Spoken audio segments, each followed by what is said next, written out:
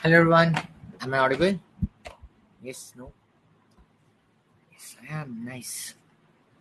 Welcome to your first class on design patterns. We will be starting very soon.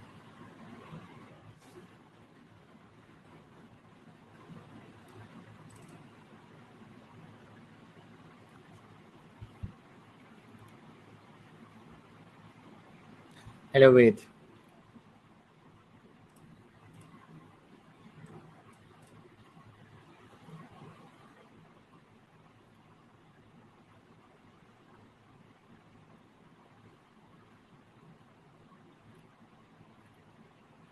Hello, Anand. Hi. Anil, we will not be able to cover all the creational design patterns today, but we will be trying to cover at least what we say your singleton,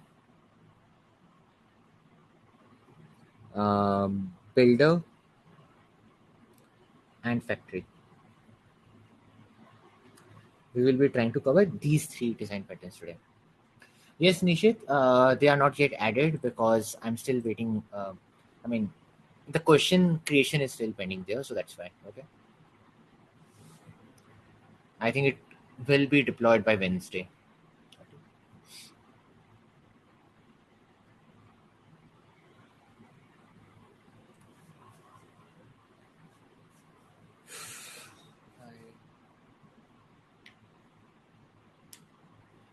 Yes, wait. These days, many companies have actually started asking that kind of questions. Even Coinbase asks that kind of question, where they give you a algorithmic problem, but they say that they don't want the correct solution. Performance is not critical.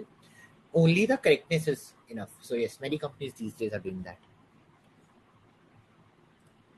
I mean, I personally feel that DSC interviews have started becoming much less prevalent these days.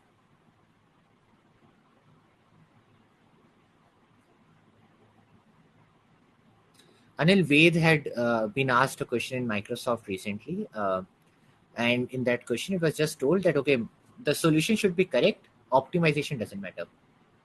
Okay, I mean, if the solution is correct, regardless of the time complexity, it's okay. Okay, and these days, Coinbase also asks. I mean, Coinbase also in its interview says the same thing that okay, there is a algorithmic problem. Okay, but you don't need to worry about the time complexity. Just correct solution is okay. They want to see your approach. They want to see the how well you have written your code. How do you explain your solution? Something like that.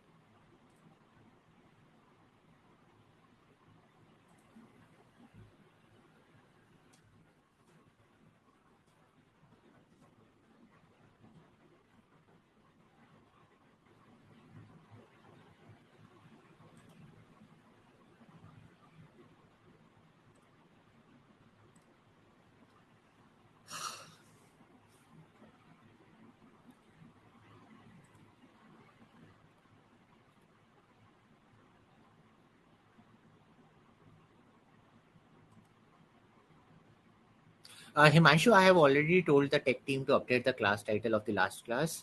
Normally, the way the tech is structured, it does take a few days to do that. So the request has already been sent. It will be taken by them soon. Okay? By the way, how many of you are clear with the solid design principles? 100% clear. Okay, perfect. That's great to know that all of you are now clear with solid design principles. That's great. Amazon revokes offer to 90 and they wanted to join SC, but my company is not claiming. I don't think, Manish, they will do that. Okay. I mean, the big companies, Mang, etc., rarely revoke an offer. It's perfectly okay. Okay. For example, I'm not sure how many of you know this about Google and Facebook. If you get an offer from Google or Facebook, I'm not sure about the other companies. Uh, if you get an offer from Google or Facebook, not Gulfin, but then you can join them any day in next 1 year. So, for example, you got an offer from them, you rejected the offer. Okay, so today you rejected the offer and you joined some other startup, let us say S1. After 1 year, let us or after 6 months, you say that, oh, actually, I think I made a bad decision. Let me go back to Google. Then you can just email the recruiter and that's it. You are in. Okay. Yes, Anil. No additional interviews. No additional interviews. Only team matching will happen. No, no, no, Saurabh. No interview, only team matching. Okay. So many people actually play this game. I mean, what do they do is they get an offer from Google, Facebook, etc. Then after that they say that, okay, I mean, I have already gotten the offer. Let me join another company. Let me try the other company. Okay. They try the other company. If things work good, okay. If things don't work good, let us just go back to Google. So yeah, many people do this thing. Yes, Ankit.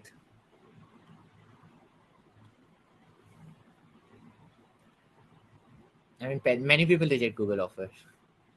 So yeah, many people do that. Nowadays, seeing 7% waiting on the office. Yes, Nikhil. Unfortunately, the market is not the best today.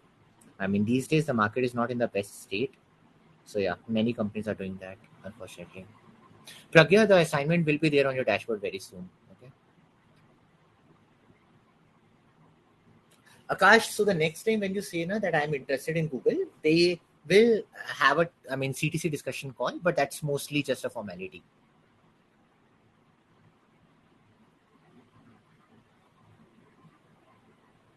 Any location, Anand, any location. Why reject any tough? What do you mean by that, Ravi Babu? Amit, not sure about that. I never gave an Amazon interview. I mean, many people do this. In fact, my brother has done this. So my brother got an offer from Google India. He told that okay, he doesn't want to go there. Then he rejected that offer. Then had a talk with a recruiter and told that I want to go to London. Now he's at Google London. So many people do this kind of stability as well. I was asked in Microsoft final round, design a system where there are n computers. Each computer can comment with each computer having.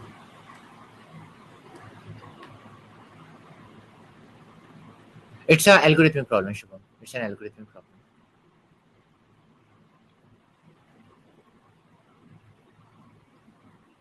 No, yes, Karthikeyan. I mean, if you join Google offline, they used to take you to Singapore, but at this particular time, the orientation is happening online. But when it used to happen offline, it was Singapore. Yeah, I didn't go to Singapore because my orientation was online. My brother's name is Rahul. Uh, he's not my brother; he's my cousin. So, yeah. No, I didn't get a 32-inch TV.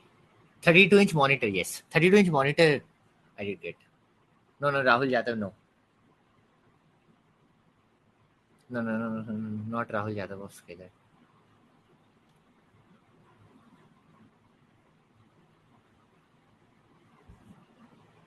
एक तो bird class है multi common. I mean, Arvind, as I mentioned in the SRP as well, right? That following 100% SRP is not really practically possible. Okay. Uh, so and SRP is also very subjective. For you, it might be violating SRP. For other, it might not be violating SRP. I mean, if all the methods are generic to every bird, then I don't consider it as a violation of SRP. It is okay to have those methods. Clear, Arvind?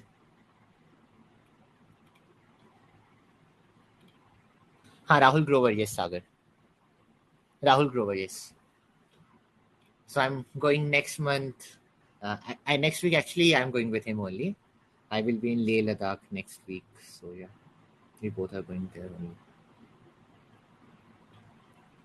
Yes, Utkarsh. We will not see Enam Singleton. We will. I will just briefly mention that, but we will not. Uh, Sort of wait for him. He's actually a very good instructor, but wait for him. I think next week your classes will be taken by Tanmay.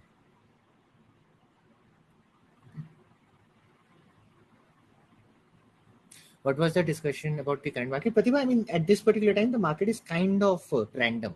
Not really going down, but kind of not at the peak. So that's the problem. Recession, many people revoking the offers. Normally, after every boom, right? I mean, so much startup boom happen, and then things go down. No, no, no, Pujita, I did love Google like anything. And the reason for leaving Google was not that okay, I didn't like it. It was majorly just I wanted to go into startups more. Don't worry, Pratibha. I mean, if you have talent, I think software engineers are in good enough demand. Utkarsh, we will see. I mean, I'm probably going to go for vacation for like 2 weeks or something like that. So we'll see. I mean, Karthik, and frankly speaking, okay, Abhimanyu had given this advice to me very many years ago, that if you have knowledge, right, then you are never at risk. Okay, so don't worry about that. Okay, there is never a risk. If you have knowledge, you will always be in demand. Not today, it will happen. Okay, so you don't have to worry about if you have knowledge. Okay, okay, yeah. Okay, anyways, let us start the session. Can all of you see my iPad screen? Perfect. Okay, all the other doubts, all the other random discussion we will have at the end of the session. Let us start the session. So what we are going to discuss today? Today, as the title says, the today's class is about creational design patterns. Okay. So what is the agenda for the day? Yes, Nikhil, they are. The agenda for the day is, before we will even go with creational design patterns, first introduce what exactly are design patterns. Okay. An intro to design patterns. Okay. Then we will discuss types of design patterns. There are 3 types of design patterns which we will be talking about. Okay. Then the third thing that we will be discussing is the title for the day, which is creational design patterns. Yes, Vijay, this is the first class on design patterns. Okay. Now, in creational design patterns, in this scalar course, we cover 5 design patterns. We actually cover 4 design patterns. The very first one is your singleton. The second one is builder. Third one is factory. And the fourth one is prototype. So in today's class as well, we are going to cover these 4 design patterns. But based upon the past experience, in the very first class, flyweight is not a creational design pattern, Nishit. Okay, flyweight is a structural design pattern. So that we will cover in structural design patterns. Okay. Yes. Okay. But based upon my past experience, we have not been able to cover more than builder in the first class. So the agenda for today will be till builder. Hopefully, we will be able to cover somewhat about factory. But if we are not able to cover somewhat about factory, we will take them up in the next class. Okay. Now, talking about factory design pattern, though, there are 3 types of factory. One is practical factory. I mean, it's not an official design pattern, but I like to call it practical factory. The factory design pattern that you will see in your day-to-day life. Okay. Then there is factory method.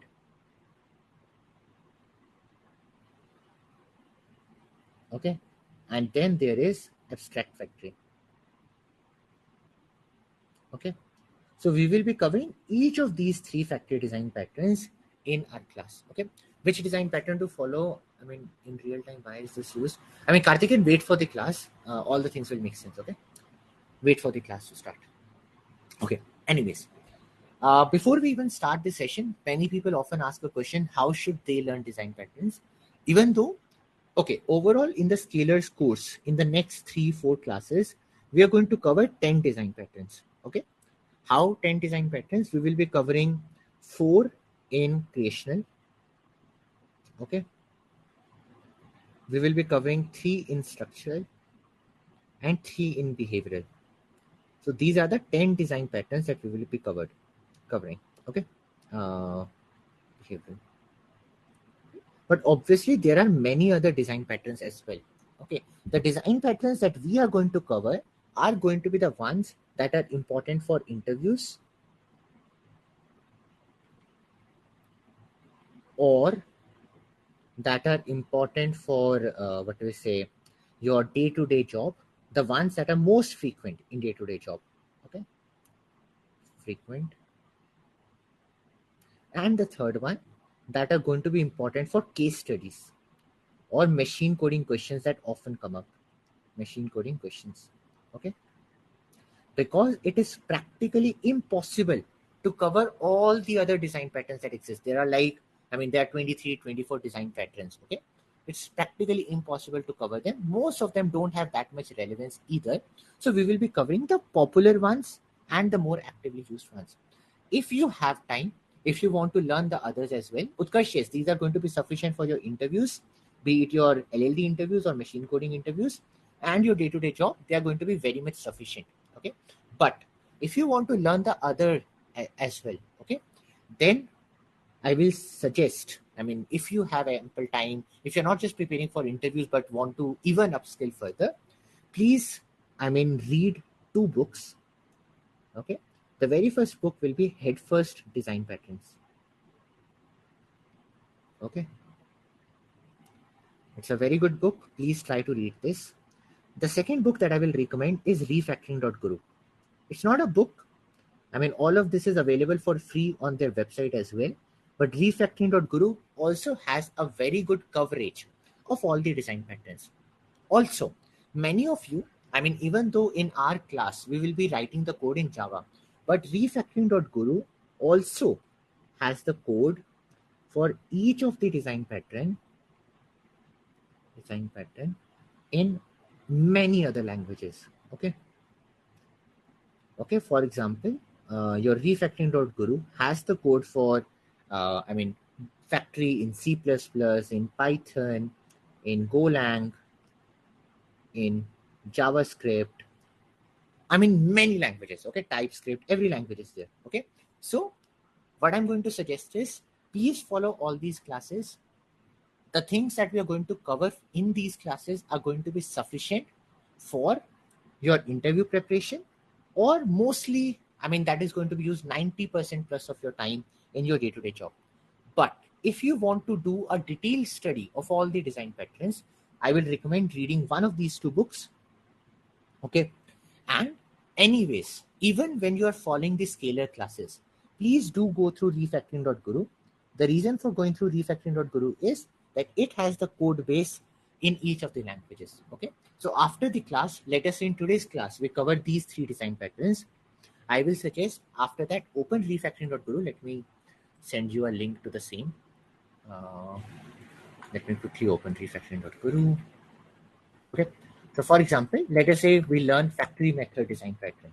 You just open the link to factory method design pattern in Refactoring.guru, and then just scroll down and you will be able to see the code in all the different languages for that. Okay. Cool. It's clear with everyone? Everyone aligned? Yes, no? Okay. Understanding UML is pain. Utkarsh, wait for 2 more classes. There is a class on UML diagrams and you will love it. Okay. UMS will make complete sense after that. Perfect. So let us start today's class. This is the basic intro that I wanted to give. Okay. So let us start the today's class via the very first topic, which is what are design patterns. Okay.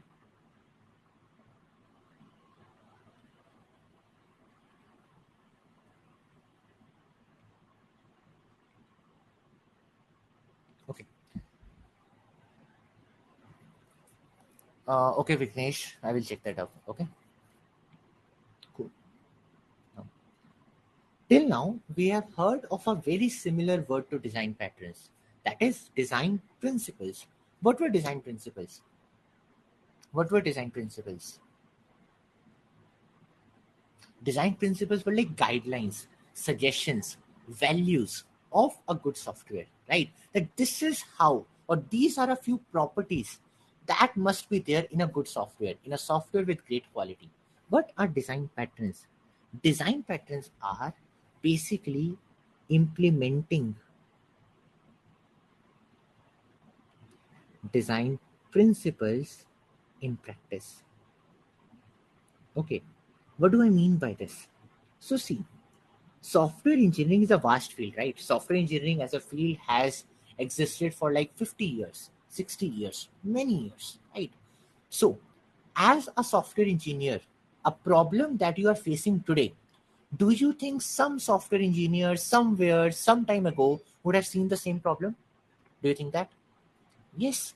I mean, to be very honest, the best example of that is Stack Overflow. I mean, if you see a problem, if you encounter a problem in your normal day-to-day software engineering job, often there is a Stack Overflow question already on the same. Okay. That means many of the things, many of the issues that we as a software engineer face in our day-to-day lives today have been faced by multiple engineers since many years. Now, same is the case for design problems. Many of the software design problems that we face as a software engineer have also been faced by many software engineers in the past. So, what are design patterns? Design patterns are nothing but well defined solutions, well defined solutions to common software design problems.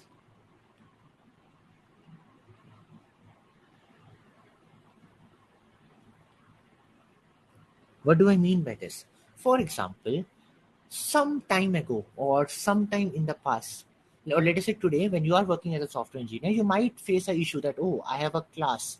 That class has so many attributes. I want to make that class immutable. How should I design that class? Same design problem, similar design problem would have been faced by some software engineer in the past. So, what are design patterns? That engineer would have also done their research. After the research, they basically documented the solution. So, design patterns are nothing but well defined or well documented solutions to common software design problems. So basically, if you know design patterns, you learn from the experience of software engineers that were there before you. You take that experience into your mind so that you don't have to research again from scratch when you encounter the same problems. Is that making sense? So does that mean that each design pattern can cater only to a single problem? Ankit, many times there are some design patterns that cater for a set of problems as well. That there are three problems together. How will I solve how will I solve in that particular situation? Okay, so there can be more than one problem at the same time. Okay, cool. Is everyone clear with reasoning behind design patterns? So what happened that, okay, many software engineers have been facing similar problems since large amount of time. Some people sat together and documented the solutions to those design problems, and that is how the word design pattern came into picture. The word design pattern got popular via a book called GOF. This book is known as Gang of Four book. Okay, okay. It is written by four very famous software engineers, Eric Gama and the other three people I don't know. But this was the book that first introduced these design patterns that we are going to learn today. So they basically wrote a book. A book that basically looks like thesis. It is very difficult to read that book. Okay, I tried reading that book. It was very boring to read. It is more like a research paper, to be very honest. And it went through all the different types of design problems that are commonly there in software engineering and what are the solutions to the same. And that is when the word design pattern came into picture. So why should you learn design pattern? The most important reason for learning design pattern are followings. The most important thing that I see is it gives you a shared vocabulary, in the sense that, for example, let us say you have a design problem. You are implementing a software and you face a software design problem. That, okay, how should I implement this class? Or what should I do in this particular case? You will probably go to your manager, you will probably go to your engineering mentor, you will go to one of them. And let us say they tell you, use singleton. Now, if you don't know what singleton is, wouldn't it be very difficult for your manager to explain that to you? Then your manager will say, oh, create a class for which you can only create one instance. And then you will understand nothing. That, okay, what is my manager meaning by creating a class for which I can create only one instance? Having a knowledge of commonly occurring design patterns gives you a shared vocabulary. For example, if I use a word called MVC today, if I just say MVC, how many of you get what I meant? Let us say you have a problem. I say use MVC. How many of you got the answer? Many of you got the answer. The people who got the answer are the ones who knew about MVC. By the way, if you don't know about MVC, don't worry. We are going to cover that in the design pattern classes. But this is the benefit of design patterns as well. Design patterns give you a shared vocabulary using which you can communicate with your fellow software engineers and share knowledge with each other. The second thing is, obviously, it saves you time. Okay, let me share a very personal instance here.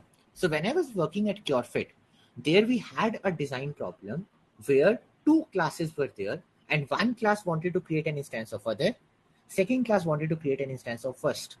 And we were so much confused that, oh, how will I do this? How will we do even this kind of situation? If I had knowledge of design patterns at that particular time, I would have never encountered that situation. In fact, how did I came to know about this answer was I was reading a book called Effective Java around 1 year after I encountered this situation, where I came to know the answer of that problem that I was facing when I was working at Corfed. Okay, so it is also a very popular book. If you are a Java engineer, I will highly recommend you to read a book called Effective Java. Okay, even if you are not a Java engineer, I will still recommend you to read this book. Not as mandatory, but if you are a Java engineer, definitely read this book. It is like a gold mine of knowledge that you will have. Okay, very good book, a lot of great techniques there. Okay, cool. So why learn design pattern? Shared vocabulary and saves time. Is it for design patterns or for Java language? Pujita, it is mainly about how to, or good coding practices in Java. That is the main purpose of this book. But the good coding practices of Java do, do translate in the other, domains as well. So that is why, even if you are not a Java engineer, I will still recommend reading that. What was the solution? Rohit, let us not go into that today. Not really important for you. Okay? We will see that, not really in the current classes, but in the case study, we will come up. Yes, other languages also have their equivalents. For example, there is effective Java, then there is also effective C++, there is also effective Golang. Each of these three are also there. Okay.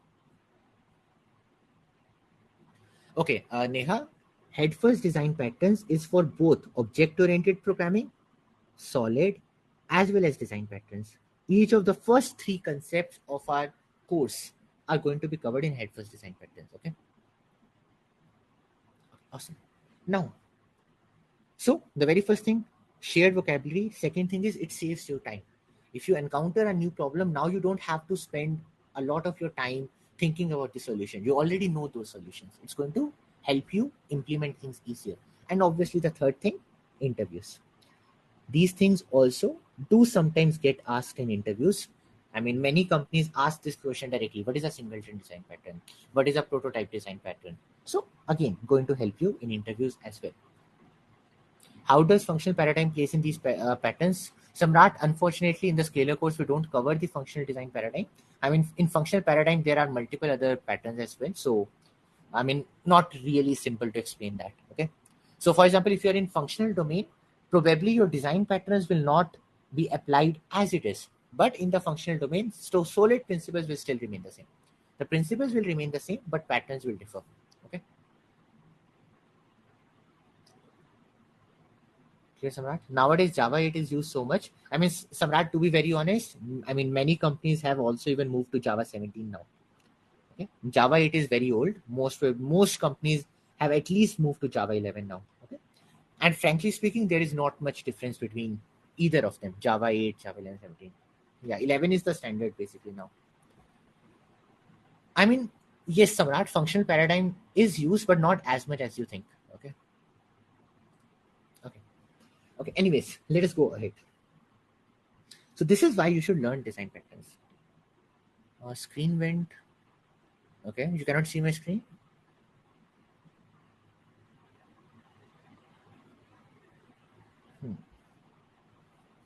Interesting.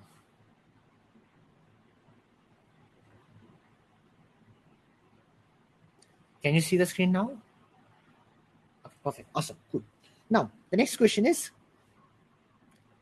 we have discussed what are design patterns. We have discussed why you should learn design patterns. Let us quickly discuss types of design patterns.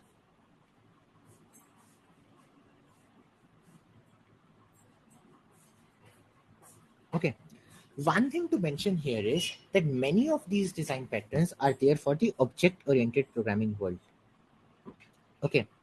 So these are the solutions to commonly occurring object-oriented design problems. Okay, so this is what design patterns are. Now, in the object-oriented programming, what is the most central concept? What is the most core concept? In the object-oriented programming world, what is the most core concept? Class, right? The core concept is, eventually the core concept is object or a class. The core concept is object or a class.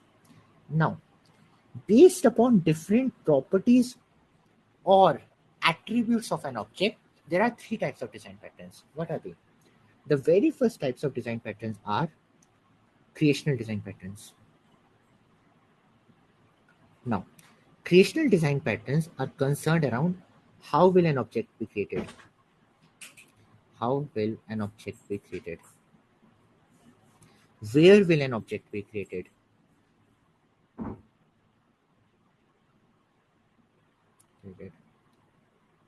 How many objects will be created, etc. Objects will be created.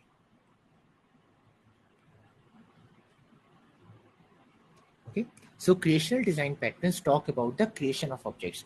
How will an object be created? Where will it be created? How many will it be created, etc. etc. Clear with the creational one? Here with the creational design patterns, basically the design patterns that concern around creation of objects. Where will you create these objects? How many objects will you create? How will you create those objects, etc. More clarity on this will come when we start actually learning creational design patterns. Okay. The second type of design patterns are structural design patterns. Structural design patterns surround, okay, in object-oriented programming, we might be talking about structure of what? Structure of what? Structure is how is something built. Structure is how is something built. Class, absolutely correct. By structural design patterns, I'm talking about class. So these design patterns talk about how will a class be structured. Will a class be structured? How many attributes will be there in a class? Attributes will be there in a class. How will I talk to a third party class? How will I interact or talk to a third party class, etc. So basically interactions with the classes. So how is a class going to be structured so that you can do multiple things with them? Yes, Balaji. Interfaces also do come there. Not really, Karthikeyan. They are individual design patterns. Okay. Okay. Now the third thing is behavioral design patterns. Okay. Behavioral design patterns talk about how do classes interact with each other. How do classes interact with each other? How is a particular behavior implemented?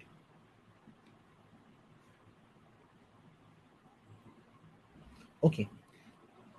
Without me telling anything else about behavioral design patterns, do you think you might have seen an instance of a behavioral design pattern already? Have we used the word behavior somewhere earlier? Where? Do you remember bird behavior, flying behavior, where I had an attribute of flying behavior, right? Do you remember that? Where I had an attribute of flying behavior. So that is probably, that is not probably, that is actually an example of behavioral design pattern. In behavioral design pattern, we will see one design pattern called strategy. The thing that we saw in the solid design principle about flying behavior, how will a flying behavior be implemented? That is nothing but an instance of strategy design pattern. And strategy is a type of behavioral design pattern. Okay, cool. Now there is a question by I think there's a question by Samrat that, okay, how will I talk to a third party class? Isn't it same as interacting? So basically, Samrat, the difference between these two is here I'm specifically talking about a third party class, because using a third party class in my code base, you should ideally never use it directly, because there can be some changes in the third party class in future which might break your code. So here we will talk about adapter. Yes, here we will talk about adapter, and then you will get to learn these things. Okay, so here I'm specifically talking about the structure of my code base when I'm interacting with a third party class. Whereas here, how do classes interact with each other? Normally, why do classes interact with each other? Why do classes even interact with each other? to implement behavior, right? So here I'm going to talk about how should classes interact with each other to implement behaviors. Okay, or also how should particular type of behaviors be implemented. How should particular type of behaviors be implemented? Okay, there are many interesting examples in the behavioral design patterns. I mean, for example, how to build a pizza factory or how to build a Domino's pizza system. All of those examples will come in behavioral design patterns. The most interesting types of design patterns are behavioral design patterns. Okay, interactions between classes. Can we say we are talking about has a, is a relationship, etc.?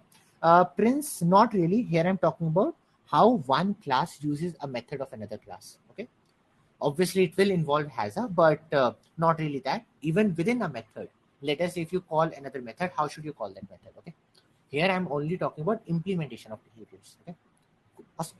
So these are the three types of design patterns. Is everyone clear with that? What are the three types of design patterns? Is everyone clear between them and the differences between them? Creational are around creating of an object. How will I create an object? Where will I create an object? How many objects will I create? Then there is structural design patterns. Structural are going to talk about classes. How will my classes be structured? What attributes will they have? What attributes will they not have? How will they probably interact with third party classes, etc.? Then the third one are behavioral design pattern. How will a particular behavior in my system be implemented? How will two classes interact with each other to implement a behavior? These are the three types of design patterns. In today's class and in the next class, we are going to talk about creational design patterns.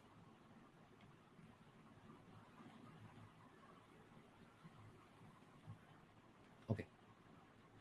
So, as I mentioned, the creational design patterns are going to be around how to create an object, right? Or where to create an object, how many objects to create, around creation of objects. So, in the creational design patterns, let us start with the very first design pattern, which is singleton design pattern. Okay, cool. There is a question by Vaseem. Hierarchy of classes will come under structural or behavioral design pattern. See, Vaseem, hierarchy of classes to do what? Okay, sometimes you need a hierarchy of class to even implement a behavior. Then it will come in behavioral design pattern. Sometimes you need a hierarchy of classes to create an object, to be able to create an object. Then it will come under creational design pattern. Sometimes you're just talking about how will classes be structured. Then it will come under structural design pattern. Clear, Vaseem? I mean, it's mostly about a problem statement. What is the type of problem statement that you have? Okay, awesome. Now, let us start with a singleton design pattern. First of all, quickly speaking, what is singleton design pattern? Singleton design patterns talks about ensuring at max only one object of a class can be created.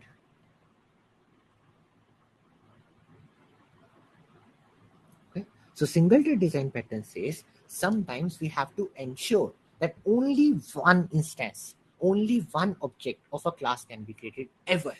Okay. Now, first of all, the question is why might I even need such kind of design pattern? Why might there be a need of a singleton design pattern? Why might I need that only one instance of a particular object is created? So let us not try to answer this why. Why do we even need this singleton design pattern? The most important reason for having a singleton design pattern is a shared resource. Okay. For example, let us say I have multiple objects. Okay. Let us say I have a particular class. I have multiple instances of a particular class. Okay. And this class is logging library. This class is used to log something to a console, something to a command line. Okay. Will each of these objects, I mean, are you seeing some stuttering on my screen? What is happening? Just give me a moment.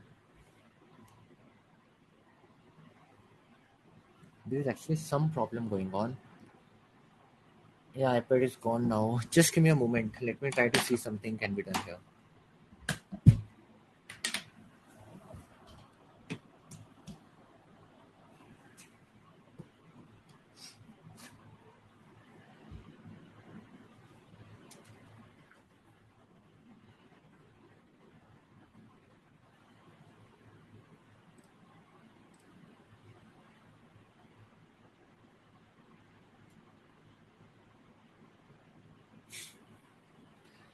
It's a software issue. I don't know why my iPad is behaving very weird since last few days. Yeah. Just give me one moment. Let me try to get another key. Just give me one moment.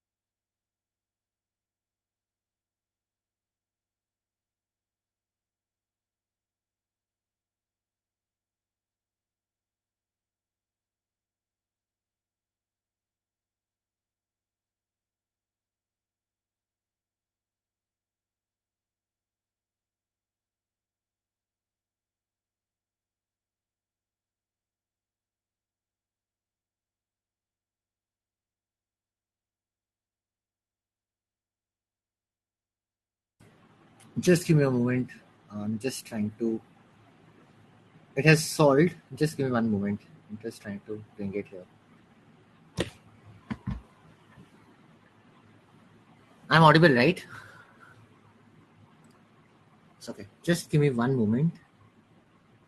Just.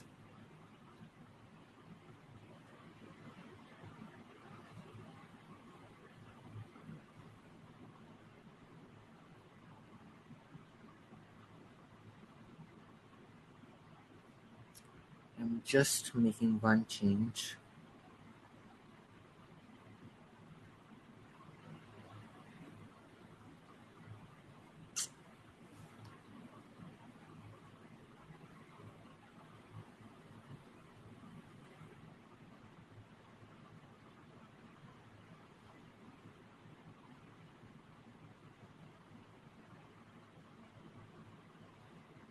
Hmm. It is working.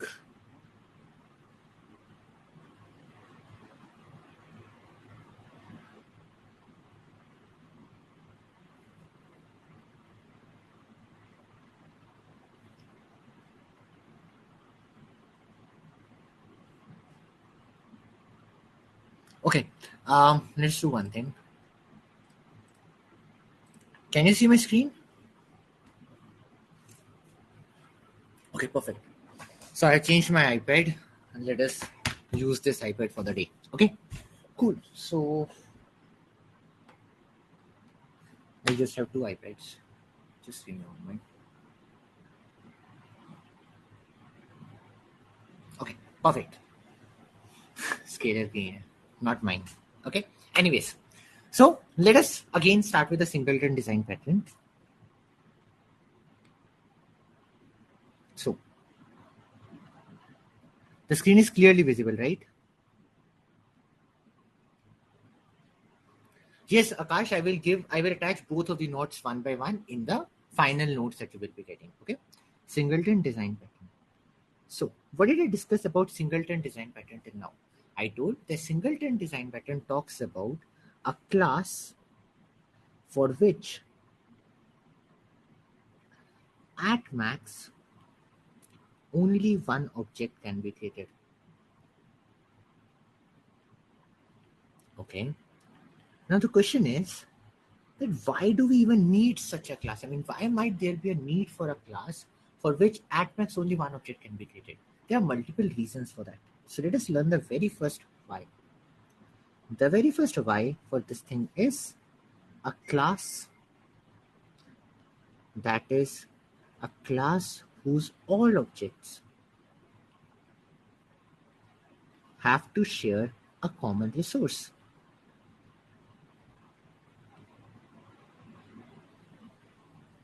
Okay, let us talk about this.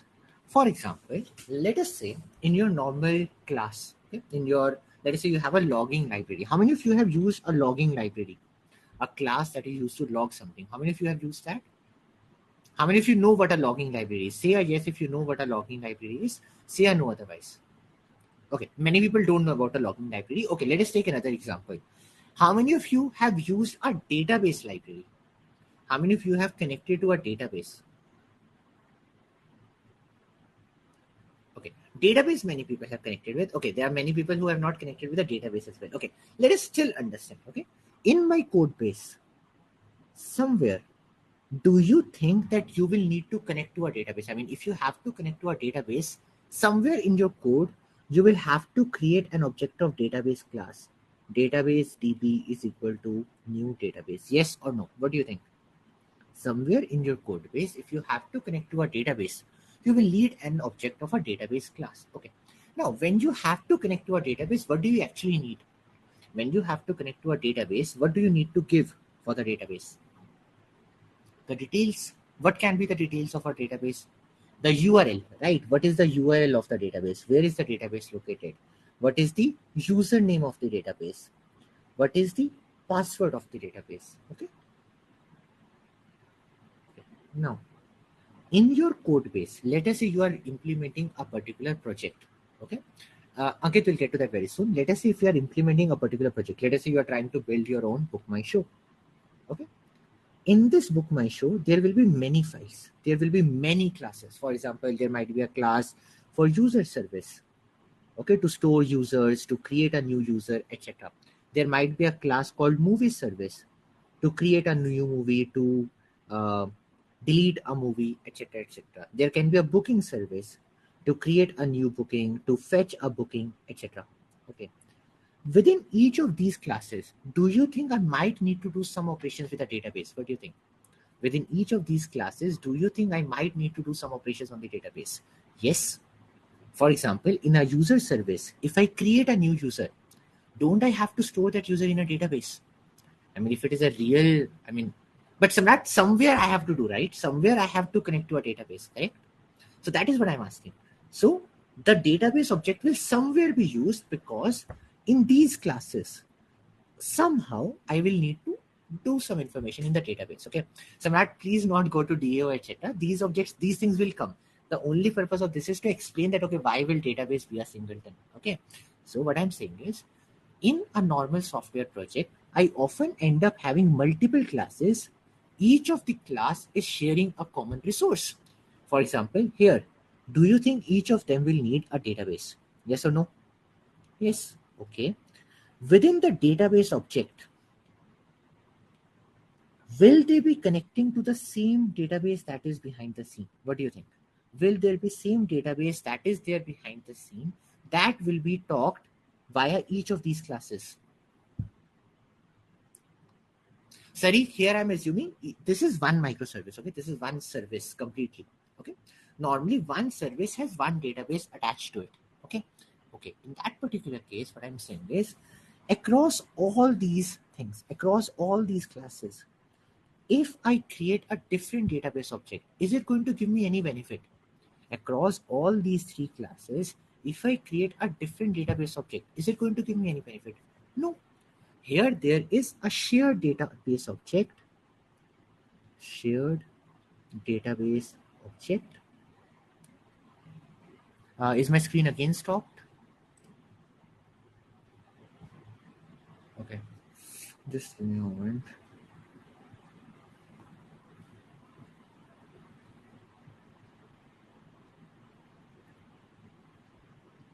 Hmm.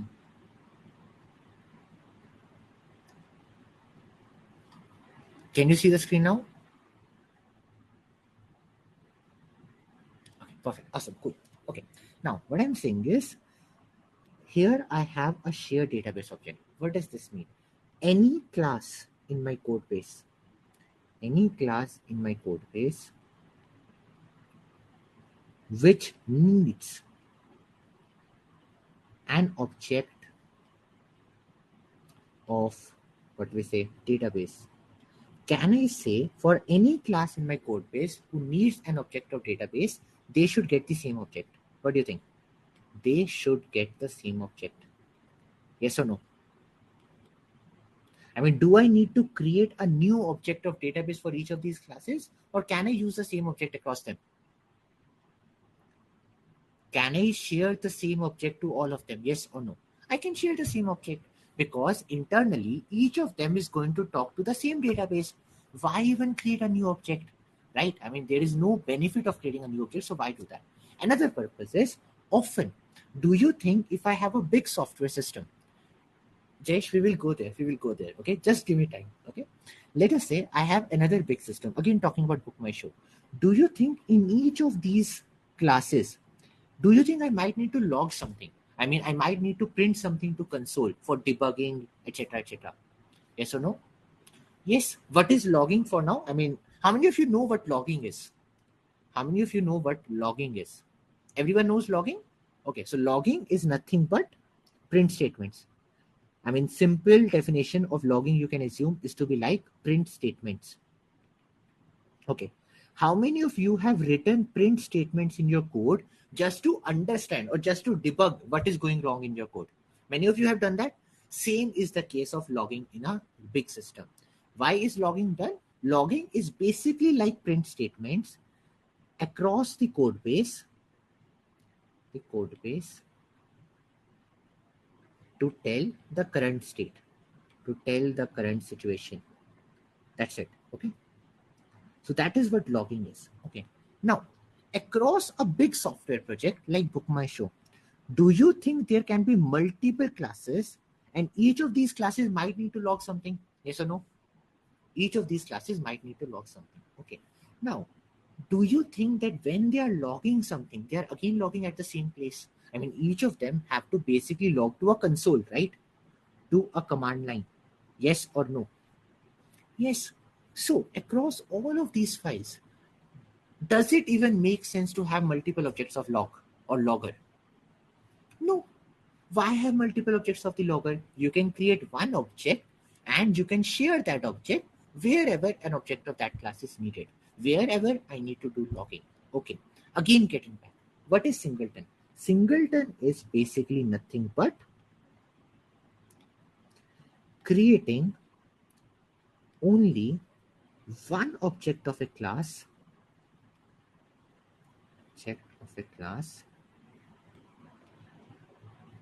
and using that across the code base wherever an object of this class is needed. Wherever an object of this class is needed. Okay. So first of all, is singleton clear? Singleton is nothing but creating only one object of a class. I will never create more than one object. After I have created one object, whenever anyone needs an object of that class, I will just give that object to them. Is that clear? Yes or no? Okay, awesome. Now there are multiple questions. Let us go there. Okay. Uh, Why can't we use only print statement? Creating object is heavy task, right? Okay, Amit, normally, okay, print statement is going to work in your simple systems. Okay, for example, when you are implementing a project at your home. But in a real level production code base, when you log something, you often store the logs as well. Correct? I mean, whatever you are printing, normally that application will be running at a server. Yes or no? It will be running in a server, right? Then you might store the logs in a file, or you might store the logs on some other server, on a third party library. Okay, so that is why you have to use a library. You cannot just use print statements. Okay, Ankit, we'll get to that. Okay, we'll get to that very soon. Okay, will it get terminated or object available all the times? Will it get terminated or object available all the times? Okay, Vignesh, once an object is created, that is available all the times till the time the application is running. Okay. Okay. Can we say wherever we need some state of the object can create singleton? No, Rohit. I will get to the state thing very soon. Okay. This creates one object per JVM, right? Yes, Pratibha. Absolutely correct. Okay. Cool. Now, what can we possibly use? Sumit will get to that. Okay. Now, the second thing is, first of all, the very first reason was that, okay, there is a shared resource. Why should I even create two objects? Okay. Now, the question is, what will go wrong if I create two objects? Let us take an example of database. If I create two objects, normally for a database, creation of an object is a tedious task. Creation of an object is expensive. Why? Why do you think it might take a lot of time to create an object of a database class? Why? Because when you are connecting to a database, aren't internally you creating a network request? You are creating a network request to a third party server. You are establishing a connection with them that, okay, I will be connecting with you, etc. Are you doing that? Yes, probably. I'm not sure how many of you know about this, but databases often internally have connection pools as well. What are connection pools? Connection pools are very, very similar to thread pools. Okay. So basically, for example, this database class will, let us say, create 10 connections with the database. Now, whenever you write any query over the database, it will use one of these 10 connections. Is it making sense? Very much similar to thread pool. Whenever you do any query over the database, rather than creating a new connection, rather than creating a new HTTP request, what will it do? What will it do? It will use one of these shared connections. Is that making sense? Yes, Samrat, we can query parallelly. Each request might be from a separate thread, right? This database object might be used by multiple threads at the same time. Okay. Sorry, if I have a connection pool of 10, then at one time only 10 queries will be happening. Okay. Cool. Okay, awesome. In database object, can we maybe required to mandatorily to use some of the can we use singleton here? In database object case, we may be required to mandatorily to use some object to satisfy consistency. Akash didn't get your idea. I mean, should I unmute you? In database object case, we may be required to mandatorily use some object to satisfy consistency. What does that mean? Okay, I'm unmuting Akash. Hello, Akash. Hello. Hello, am I audible? Yes, you are.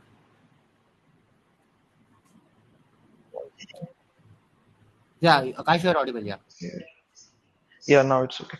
Yeah, so what I'm saying is not some object, but that same object, same database object I was saying that it could be that whatever database changes we are trying to do using that object, uh, all of them should happen at once, like the way a transaction happens in a relational database. Okay, again repeat, please. So what I'm saying is, uh, see, if you have two objects, using one object, I did one type of database change. Using other object, I did another type of database change. Mm-hmm. But those two changes were supposed to happen together, uh, Mm-hmm. much like a transaction in a database, Mm-hmm. concept of transaction. Mm-hmm. So, are the singletons used in to implement that kind of thing, or it is something else? No. Even without that, okay. See, the Okay. reason is okay. Okay, tell me one thing. If there is one object, this question is there for everyone. Let us say there is only one object. There is a class A. For class A, we have only one object. Okay. Does this mean that only one method will be called on the database at one time? Does it mean that? At one time? No. Why? Why? How can multiple methods be called on one object at the same time? How can it happen? Via multi-threading. What if one thread is calling some method on that object? What if second thread is calling some other method on that object? Can't that happen, Akash? Yeah, yeah, that can happen. Okay, that can happen. So that is why this is not the purpose of this thing. Okay. I mean, this Yeah, kind no, of situation. yeah, I was thinking like maybe it is used for that case also as well as normal singleton use case. No, no, no, not really. Okay, Okay. cool, awesome. Uh, there's a question: how connection pool works with millions of queries per second? Won't they have to wait for their long term? Okay, Sadiq has a very good question. That okay, in a database, when I create a database object, if I often have a connection pool of 10, then why or how is a system able to handle billions of query per second? Okay, so Sadiq's question, is everyone clear with Sadiq's question? His question is that okay, if I have a connection pool, of 10, how will my system handle 10 million query per second? First question, Sadiq. Do you think that only one system will be able to handle 10 million queries per second? Okay, again the system is stuck.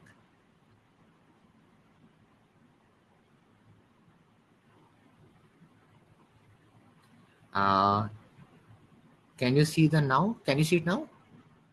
Can you see my iPad now? Okay, perfect. Okay. First of all, first of all, one instance, one system can not even handle 10 million query per second at all. Okay, so Sharik, normally in real day-to-day life, if you have to handle 10 million queries per second, there will be somewhat like 100 servers. Okay, and within each server, there will be a connection pool of size 10. So is the first thing clear? Okay. Now the second thing is, normally how long do you think it will take to answer one query? How long do you think it will take to answer one query? Some milliseconds. Let us say to answer one query, it takes 10 milliseconds. Now, that means at one time, in 10 milliseconds, how many queries can get answered by one machine? In 10 milliseconds, how many queries will get answered? 10 queries. That means one machine will be able to answer 10 queries per 10 millisecond. Is that making sense? Yes or no? If each of the connection pool is answering one query, that means it will be able to answer one query, 10 queries per 10 millisecond or one query per millisecond. Yes or no? Yes. Now, 1 second is how many milliseconds? 1 second is how many milliseconds? 1 second is 1000 milliseconds. That means one computer or one server will be able to answer 1000 query per second. Now, if you have 100 such servers, your work is done. Is that making sense? For example, let me give you a real instance. Let us say when we have a master class or when Scalar has a master class of 10,000 people, at that particular times, almost 45 servers of Scalar are running to serve this master class to you. Is that making sense? So often there will be multiple servers to do the work. Sariq, is your question answered? I mean, Sariq, even then, 10 milliseconds is actually a very big number. Okay. So even many joins can happen in 10 milliseconds. Okay. Okay. Anyways, let me again try to summarize what we have learned till now. First of all, we learned what is singleton design pattern. Singleton design pattern is nothing but for a particular class,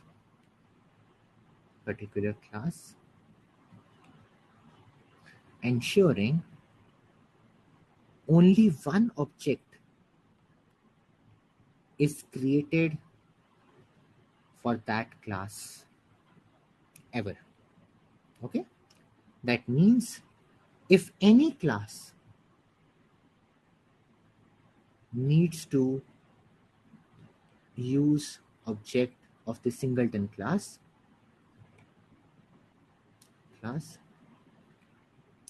rather than creating a new object,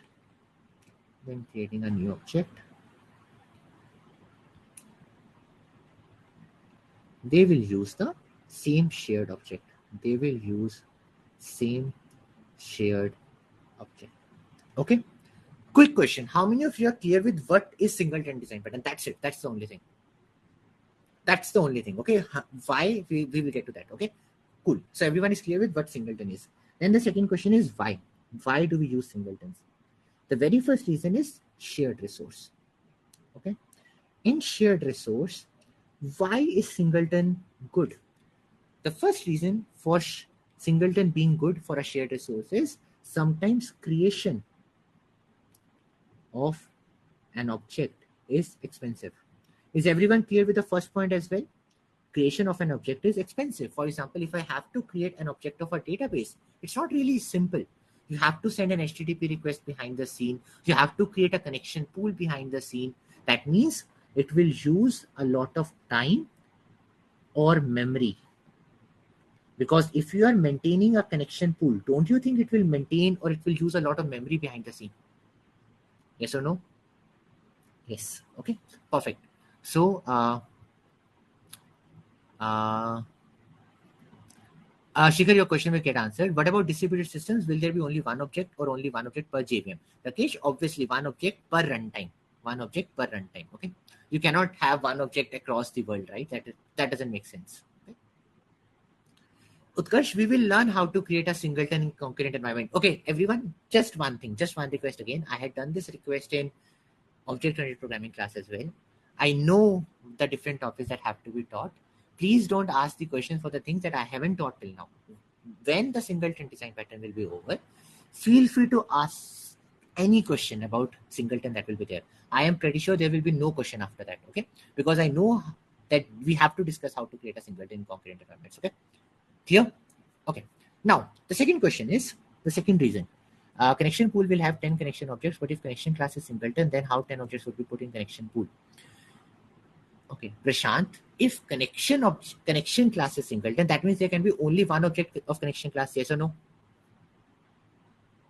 Yes. Now, there is only one object of connection class. Inside that, you can, when you are creating that one object, can't you put 20 objects of connection pool there? Can't you do that? I mean, if you have one class of database, let us say if database is a singleton class, when you are creating that first instance, at that particular time in the connection pool, can't you put 10 connections here? Can't you put that? Oh, so you are saying, what if connection class is also singleton? I mean, obviously, then it's not doable, but that's, I mean, that is why connection class is never singleton. Okay. Database class will be singleton, not connection class. Okay. Clear, Prakash? Okay. Database class is singleton, not connection class. Okay. Perfect. Okay. So that is the very first reason to use singleton, because creation of an object is expensive. Okay. The second reason for shared resource is that, okay, I mean, it makes no sense to have, or basically it makes no sense to have multiple attributes. To have multiple attributes, to have multiple instances. For example, what if all the objects, or what if that particular class has no attributes? What if the class has no attributes? In that particular case, is there going to be any difference between all the objects of that class? No. If a particular class doesn't have any attributes at all, is there going to be any difference in the behavior of all the different objects? No, they're going to behave absolutely same, because they have no attributes at all, no attributes, no state, nothing at all. They are just a collection of methods. Perfect. Now, the second reason for using singletons might be, any guesses? What might be another reason for using singletons? Another reason for using singletons can be a class that must be common for everyone in my code base. Everyone in my code base. Okay. Let me give you an example of this. Let us talk about this. Let us say you have, normally in your software projects, do you end up having configuration files? In your software projects, do you often have configuration files? Yes or no? Yes, we have configuration files, right? Where we probably store multiple information. For example, number of servers, name of project, all these different configurations, right? Database URL, etc., etc. See, whoever needs to read this configuration across your project, shouldn't they be getting the exact same thing? Shouldn't they be getting the exact same value? Yes, that is the second reason for having singleton classes, because you will create only one object of that class, and then that object will be shared everywhere, so that everyone in your system, everyone across that runtime has same access to the data. Is that making sense? Yes or no? Okay, so these are often the two reasons for using singleton. Everywhere except subclass, right? Jayesh, what do you mean by everywhere except subclass? What do you mean by everywhere except subclass?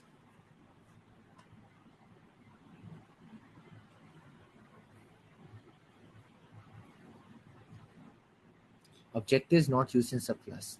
I mean, yeah, I mean, yes, objectives not used in subclass. But to be very honest, when we will learn how to create singletons, you will realize that I cannot even create a subclass of a singleton. You will see that very soon. So just wait for some time. Okay, awesome. Now, the question is, at the end, there are two reasons for creating a singleton. Okay, sure, Gajala, let me explain. The very first reason to create a singleton is I have a same shared resource, and because of that same shared resource, creating of an object is expensive. It takes a lot of time, it takes a lot of memory. For example, the best example for this is database. To create a database object, I need to set an HTTP connection. I need to make a connection pool. All of these things take time and memory. So having multiple objects of database in my system will make no sense at all. If every class is having its own database object, that is going to redundantly use a lot of my memory. That is probably going to make my system inefficient. So not the best purpose or not the best place to have a non-singleton class. The second thing can be where I need only one object, because every class that is there in my system should see the exact same state, should see the exact same values. The answer for that can be config files. Is that clear? For example, let us say if there are multiple files in my code base, shouldn't they see the same values of the config files? Would it be good if one class sees another value of the config file, another class sees another value of the config file? Will that be good? Yes or no? Not really. Okay. Now, let us try to learn how to implement singletons, because this is a very important discussion and often this question gets asked a lot many times. How to implement singletons. Okay. See, what is the very first property of singleton? The very first property of singleton is how many objects can be there? Only one object at max. Okay. Now, if the singleton class has a constructor, if singleton class has a public constructor, do you think this class can ever be singleton? If a class has a public constructor, can that class ever be singleton? No. Why? If you go back to the very first class, if you go back to the very first class where I introduced to you the constructor, a constructor always creates a new object. A constructor will always create a new object. Okay. So a constructor can never return an old object. Okay. So till the time the constructor is public, can I make a class singleton? Till the time a constructor is public, can I make a class singleton? No, I cannot do that. Okay. So now there is a question. No control. Correct. Absolutely correct, Ankit. Whenever creating the object, cons will be called. Absolutely correct. Okay. Can we reject creating object from inside constructor? I mean, sorry, if you have to, I mean, let us say if you have to make a singleton class, let us say there's a database class and you want to make it non-singleton, okay? Or you want to make it singleton. Then if you have a constructor, then what you can do, you can probably throw an exception, okay? But that is not really good. I mean, normally your constructors should not throw an exception, right? That's not the best way to use the singleton class, okay? Making sense? Perfect. I'm confused. When you are saying singleton design pattern, are we talking about only singleton class or multiple singleton classes used, etc.? Okay. When I'm talking about singleton design pattern, friends, I am talking about what a singleton design pattern is. A singleton design pattern is nothing but a class for which only one instance can be created. That's it. Okay. You can use singleton design pattern across multiple classes in your system. That's okay. But what does singleton design pattern say? For example, if you say that, okay, make this class singleton or make this class follow singleton design pattern, you basically mean ensure that for this class only one object can be created. Is that making sense? Okay, perfect. Yes. Okay. Sanjeev is also correct. In this particular case, we are not even creating one object. We will see how we will go there. Okay. So first of all, let us say I want to make my database class a static class. Okay. I want to make my database class a singleton class. Do you all agree that to make my database class singleton, the constructor cannot be public? Do you all agree with that? Wait, I will answer that question. Okay, that question will get answered. Okay, so that means my constructor will definitely be private. So I will have a private database constructor. Okay. Now, if this is how the database class looks like, what is the problem now? Now, how many objects of the database can be created? Zero. Now, zero objects can be created. Okay. If the constructor is public, sorry, if the constructor is private, it is still visible to whom? If a constructor is private, it is still visible to whom? Yes, objects or methods of the same class. Okay. Now, I want people outside to be able to create one object of this class, right? So probably what will I do for this database class? I will create a method. Okay, for this database class, I will have a private constructor, private database, so that no one can call the constructor directly, but I will create a public method. And the name of this public method will be get instance. Okay, cool. Now the question is, what should this method do? I mean, how should this method work? This public method will be used by people outside to create an instance of this class. How should this method work? Okay, so people are saying it should just say return new database. Okay, is this correct? Now is the class singleton? No. Why? Why is this wrong? Because now again it is creating infinite number of objects. Now it is already creating infinite number of objects. Yes, I need to check something. What do I need to check? I need to check if an object of this class has already been created, right? I need to check if an object of this class has already been created. So how will I do that? How can I do that? Yes, I will maintain some kind of a counter, or let us say I can create a variable here. I will have a private variable, private database instance is equal to initially null. Okay, initially the value is null. Then in my get instance method, can't I check this value of instance? Can't I say if instance is equal to null, I will set the value of instance. I will say instance is equal to new database. And after that, I return instance. Now, do you think it is correct? Now, do you think it is correct? It is almost correct. It is almost correct. See, okay, let me explain the solution. Let me explain the solution, and then we will get to what are the problems with this. The solution is that in my database class, this is my database class, I have two private variables. What are those two private variables? The very first variable is an instance variable. In this attribute, the single instance of the database is getting shared. Is that making sense? In this attribute, the single instance of database is getting stored. Initially, the value of this is null. Why? Why the initial value of this is null? Because there is no object at all. Initially, there is no object, so it is null. And I have a private constructor. Why is the constructor private? Why is the constructor private?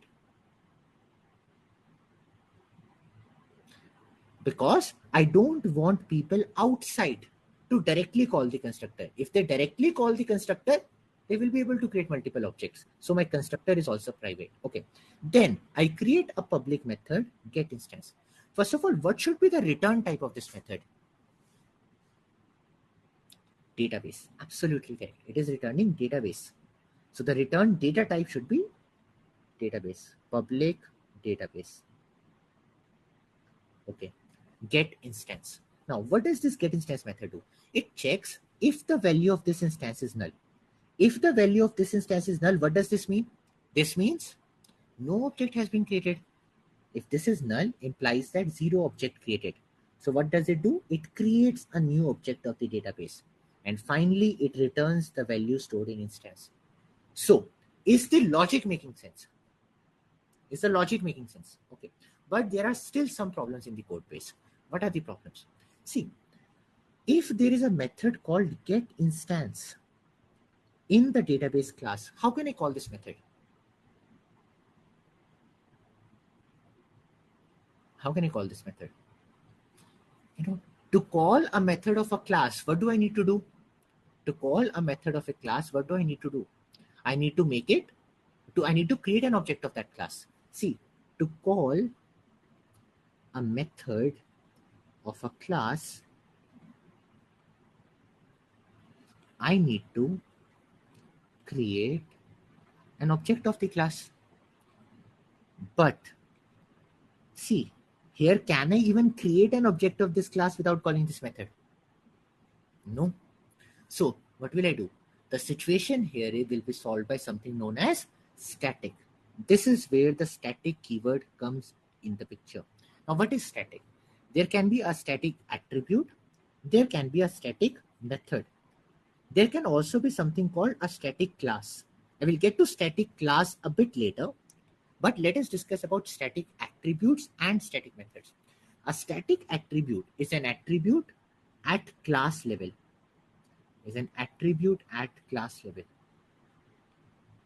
So the value of this attribute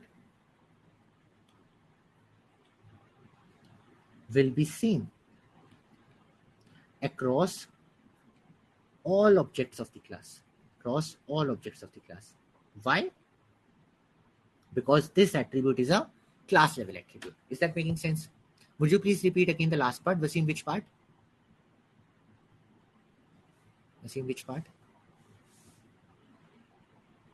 By static. Okay, so Wasim, the problem statement was, how will I even call this get instance method? To call this get instance method, I need an object of the database class.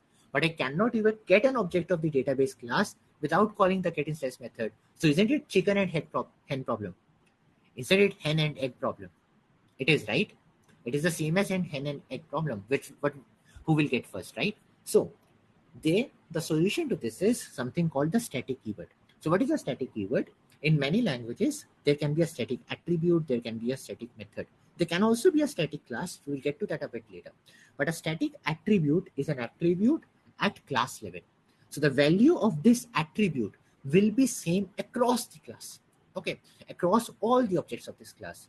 And you can call a static attribute directly via the class name. So you can call this attribute as database, the name of the class dot name of the attribute or method. So for example, here it can be instance. Similarly, you can call this method by saying, if you make this method static, what will you do? If you make this method static, how can you call it? If you make this method static, how can you call it? Again, class name dot method name. So you will say database dot get instance. Okay. So again, what is a static method? A static method is a class level method.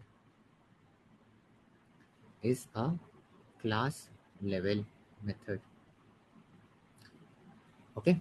That means you don't need to create an object of that class to call this method.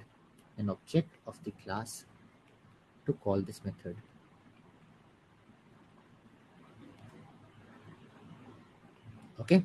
And that means the third thing, a static method can only access, any guesses? What attributes can a static method access? Static attributes. A static method can only access static attributes. Okay, because static attributes are also class level attributes. Okay, now there is a question. Uh, uh, Instance variable will also be static, right? No, no, Pratibha, instance variables are not static. Instance variables can be constant. Constant is not same as static. Okay, there is a difference between static and constant. Okay, clear? So a static attribute, I mean, Khagan, final is same as constant. Sorry, in Java you call it final. In C++, I think you call them constant. Okay. Okay. What are class level methods? Okay. Let me again this. Let me explain this again. Okay. Cool. Let me explain this again. So what are static keyword? So a static, you can have a static attribute or you can have a static method. Okay. You can also have a static class, but we will talk about that later. What is a static attribute? A static attribute is a class level attribute. Okay. What is a class level attribute? That means the attribute is not attached to an instance of that class or to an object of that class. Okay, so for example, let us say there is a static attribute. Let us say there is a class A. Okay, A. And there is a static attribute, private, static, integer, A is equal to 21. Okay, let us say if you create 4 objects of this static, let us say if you create 4 objects of the class A, what do you think will be memory used by the total 4 objects combined? If you create 4 objects of class A, what do you think will be the total amount of memory that will be used? Will this attribute A be present across these 4 objects or no? No. This attribute A is a shared attribute. It will be only present once. So let us say if you create 4 objects of this class A, here will be obj1, here will be obj2, here will be obj3, here will be obj4. And each of these objects will only be having object level attributes. All these static attributes that are class level attributes are maintained at a common place. So here there will be A is equal to 21. Is that making sense? So there is only one A. So the total memory that will be used will be only 4 bytes because this integer will be created only once. Is that making sense? Yes or no? For the static attributes. Okay, perfect. So now let us say if I try to do obj1.a, what will be the value that I will get? Is there any A in obj1? No. I will get the value that is at the class level attribute. So I will get obj1.a is equal to 21. If I say obj1.a is equal to 24, will it also change obj3.a? Yes, because this A is a static attribute. It is a class level attribute. It is not a object level attribute. Is that making sense? Are static attributes making sense? Perfect. Now, let us go to the next thing, which is static methods. What are static methods? Similarly, static methods are class level methods. Okay. As they are class level methods, no need to create an object of the class. No need to create an object of the class to call these methods. Is this making sense? You don't need to create an object of this class to call these methods. Okay. Sumit, it depends language by language. In some languages, you can do obj1.a, but in some languages, you cannot even refer it this way. You will have to do a.a. I mean, it depends upon language to language. Okay. Awesome. Cool. Now, because they are not associated to an object, a static method can only access static attributes. Is this making sense? Okay, perfect. Now, if we go back to my scene of singleton, for the singleton case, do you see that I need to call this method get instance without an instance of the database class? Do I need to do that? Yes, that means I will need to make this method static. Okay, but because this method is static, what else will become static? Because this method is static, what else will I need to make static? Variable as well. Why? Because static attributes can only access static methods can only access static attribute. So what is the implementation one? This is the implementation one of singleton. We will see many other implementations as well today. So what is the first implementation? Let us say we have a database class. Okay, in this database class I will have a private static database instance is equal to null. No, Sanket. Okay, then I have a private constructor. Okay, and then I have a public static database get instance.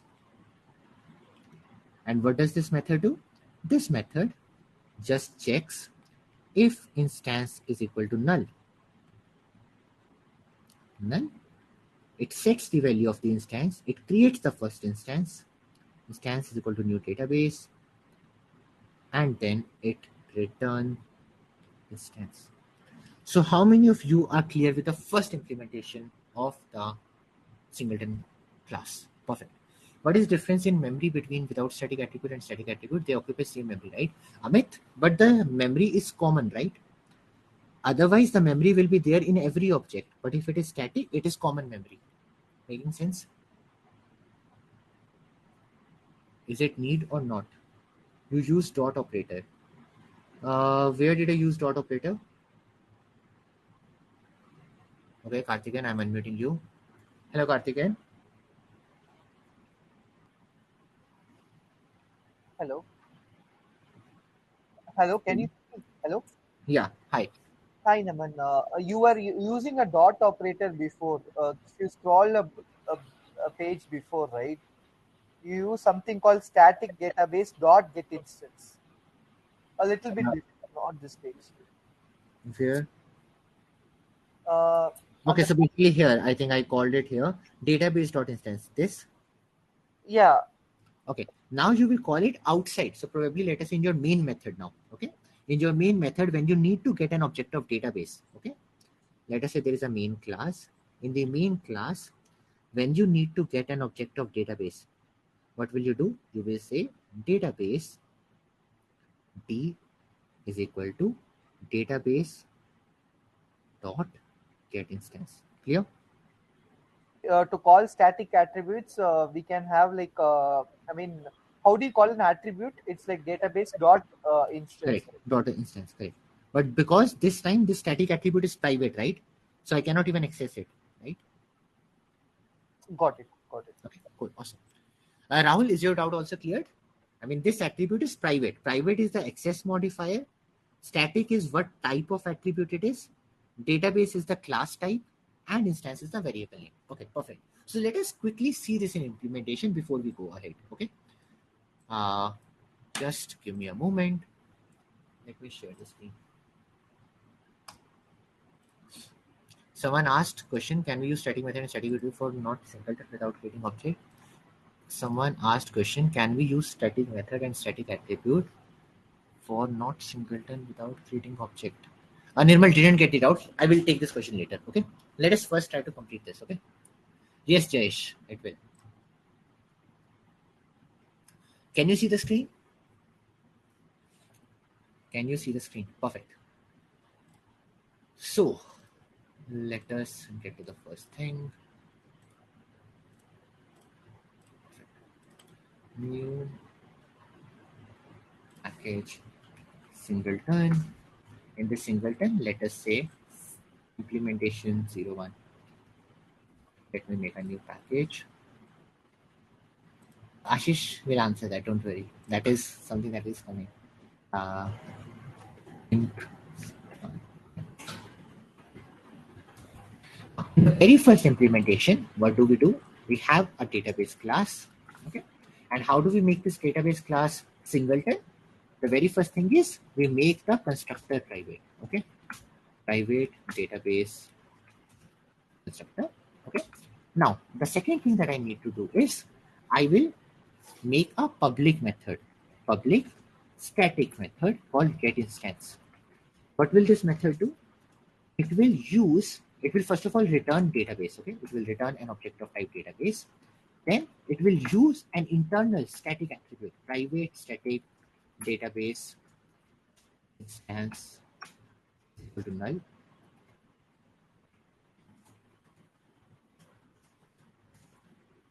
Then what will it do? Here it will first check if the value of instance is null. If it is null, it will put instance is equal to new database, and after that it will return instance. This is a simple singleton. This is the very first rudimentary implementation of a singleton. Okay. Now let me create a main class. In this main class, let us say I want to have two database objects. Let us say there is a main method. First, I will say database db1 is equal to database dot get instance. Why am I able to do database dot get instance directly? Why did I not need to create an object of database? Because it was a static. Perfect. Let me also do database db2 is equal to another get instance. What do you think? Will both of db1 and db2 be same? What do you think? Yes, let us see. Let us debug this.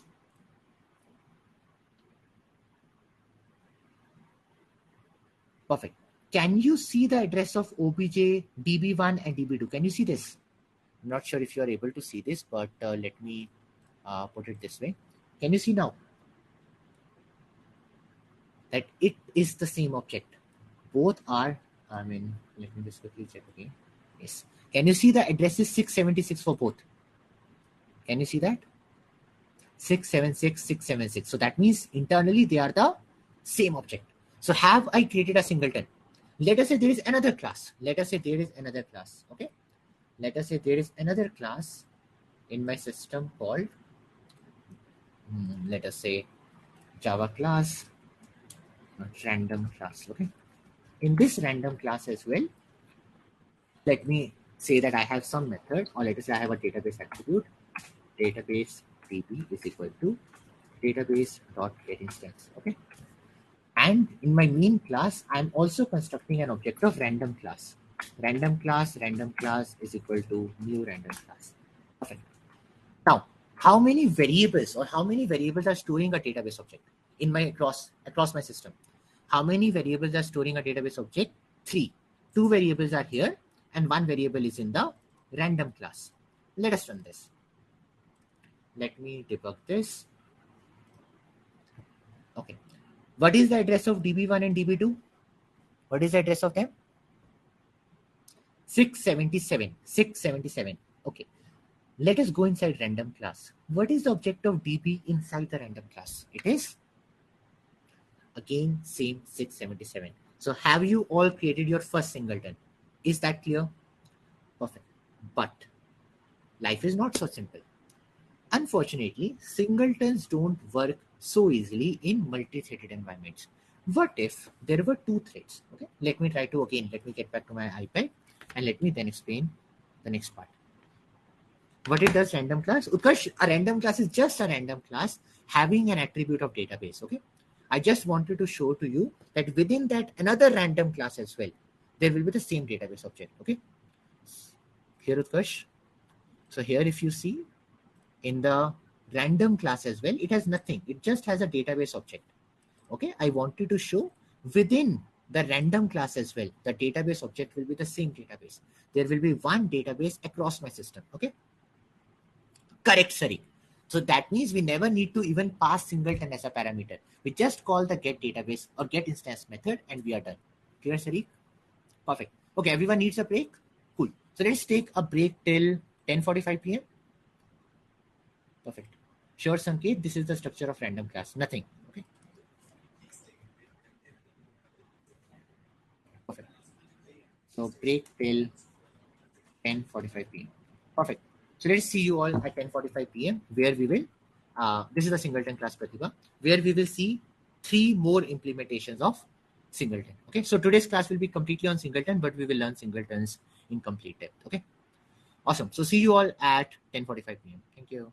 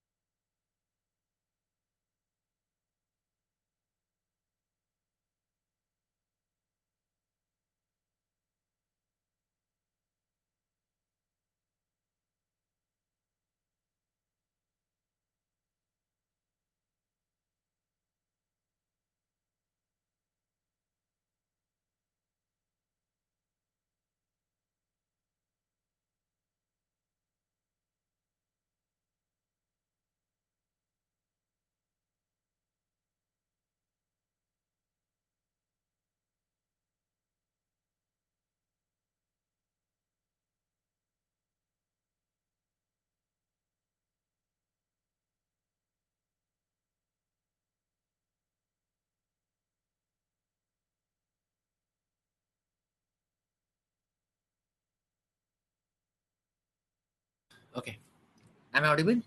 Hello. Okay, awesome. So let me share my screen, then we will start ahead.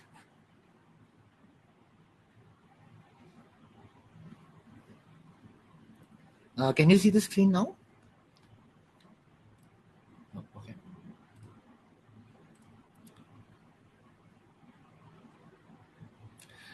Neeraj will get that. We'll get there. Okay, don't worry. Cool. Okay. I hope you can see my iPad now, right? Perfect. Okay.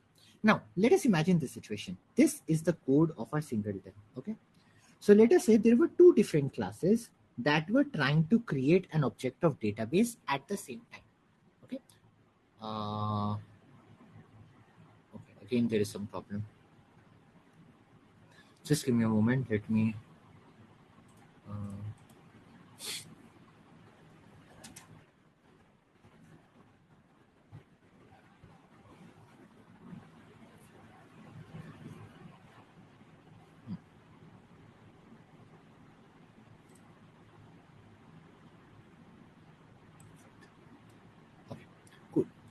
So let us say there were two different classes that were trying to call database.get instance at the same time. Okay, cool. So two different classes calling database.get instance at the same time.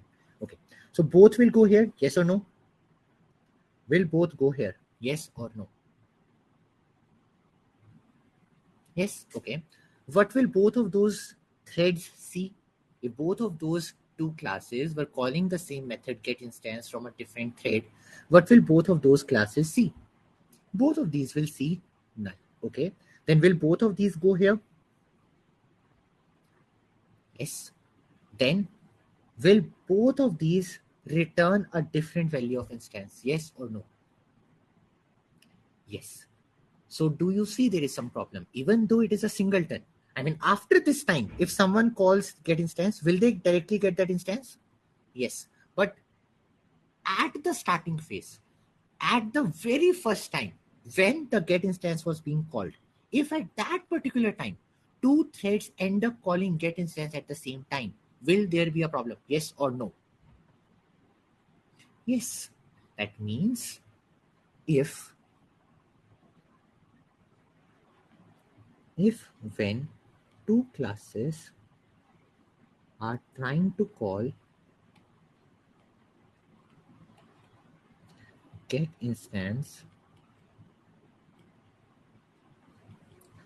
when no instance of database has been created, this will lead to concurrency issues. Okay, this means more than one object will be created of that class. More than one object will be created for that class. Okay, so what is the solution for that? I mean, how can we avoid that? How can we make our singleton thread safe? Sadiq, we will not even need that. We will not even need that. Okay, the very first answer that everyone is saying is put a synchronized. If I put a synchronized here, how many methods, how many objects of this can be created? Only one. So what is the very first solution? So let us see solutions for concurrency. So the very first solution for concurrency is synchronized method. Okay. But is there a problem with this approach? Is there a problem with this synchronized method approach? What is the problem? Performance. But the problem is, if I talk about cons, performance. See, once an object has been created, once the very first object has been created and this value has been sent, after that, do I really need to make this method synchronized? After that, should this method even be synchronized? No. If I have already created this object, if it is already here, I should not synchronize it. Then multiple objects, multiple threads should be allowed to call this method at the same time. So this is a solution, but not really the best solution. Let us get to the second solution. Any guesses? So second solution is final. Samrat has given that solution. See, currently, when were we creating the object? When were we actually creating the object of the class? When were we creating the object? Here. If instance is equal to null, we were creating the object here. That means we were creating the object the very first time get instance was called. Yes or no? Yes. Okay. Karthikeyan is saying why synchronized not working? Karthikeyan, synchronized will work. The only problem is it has performance issues. Why does it have performance issues? Imagine after the very first object has been created, then if this method is synchronized, will it only allow one thread to call this method again at one time? Yes or no? Yes. But what if after that multiple threads want to call this method at the same time?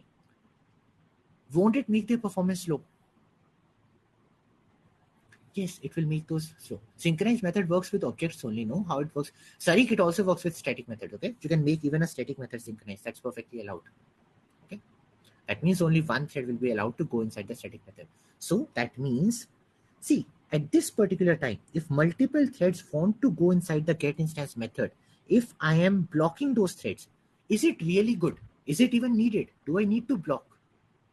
No, I'm just reducing my performance. So that is why synchronized has a problem with performance. Clear with everyone? Yes or no? Yes or no? Okay, awesome. Now, the second solution is, wait, you don't even need that, okay? The second solution is, Karthik, yes, we will get to that, okay? The second solution is, see, where were we creating this object? Where were we creating this object? We were creating this object the very first time when get instance was called, yes or no? We were creating this object the very first time when the object was called. This kind of thing is known as lazy loading. Okay, what is lazy loading? You are creating something only when it is needed. You are creating something only when it is needed. Okay. Kishan will get to that later. Okay. But there is an opposite of this. The opposite of this is known as eager loading. What is eager loading? Eager loading is create in advance.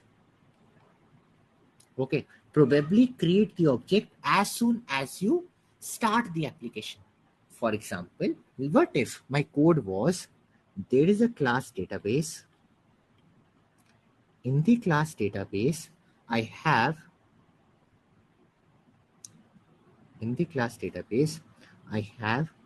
private static database instance, but rather than keeping it null, just make it new database right here. Okay. Now, I have still a private constructor. I still have a private constructor. And I still have the public method, public static database get instance. But now what will this get instance do? Now what will this get instance do? It will directly return, simple, return instance. Okay. What is the difference? The only difference that I have done here is I have initialized the object at the start. Is it making sense? Okay. So now, will there be any concurrency issues? Will there be any concurrency issues? No. Now, no concurrency issue at all. When will this object be created? When will this object be created? Yes. So, the object will be created at startup. The object will be created at start of the program. At start of the program. This means what will go wrong? This means what will go wrong? Runtime. Shubham, obviously runtime. When you run the program the very first time, at the start of the program it will run. But what will be the problem with this? That means it will slow down the startup of the application. Yes or no? It will slow down the startup of application. Yes or no? Yes. The second con is, what if I never needed this object? What if I never needed this object? Then don't you think I'm wasting memory? What if I never needed this object? Yes. Implies that memory cost if object is never needed. Cost even if object is never needed. Is never needed. But there is another problem with this. And I think someone had pointed this out. How slow down the startup?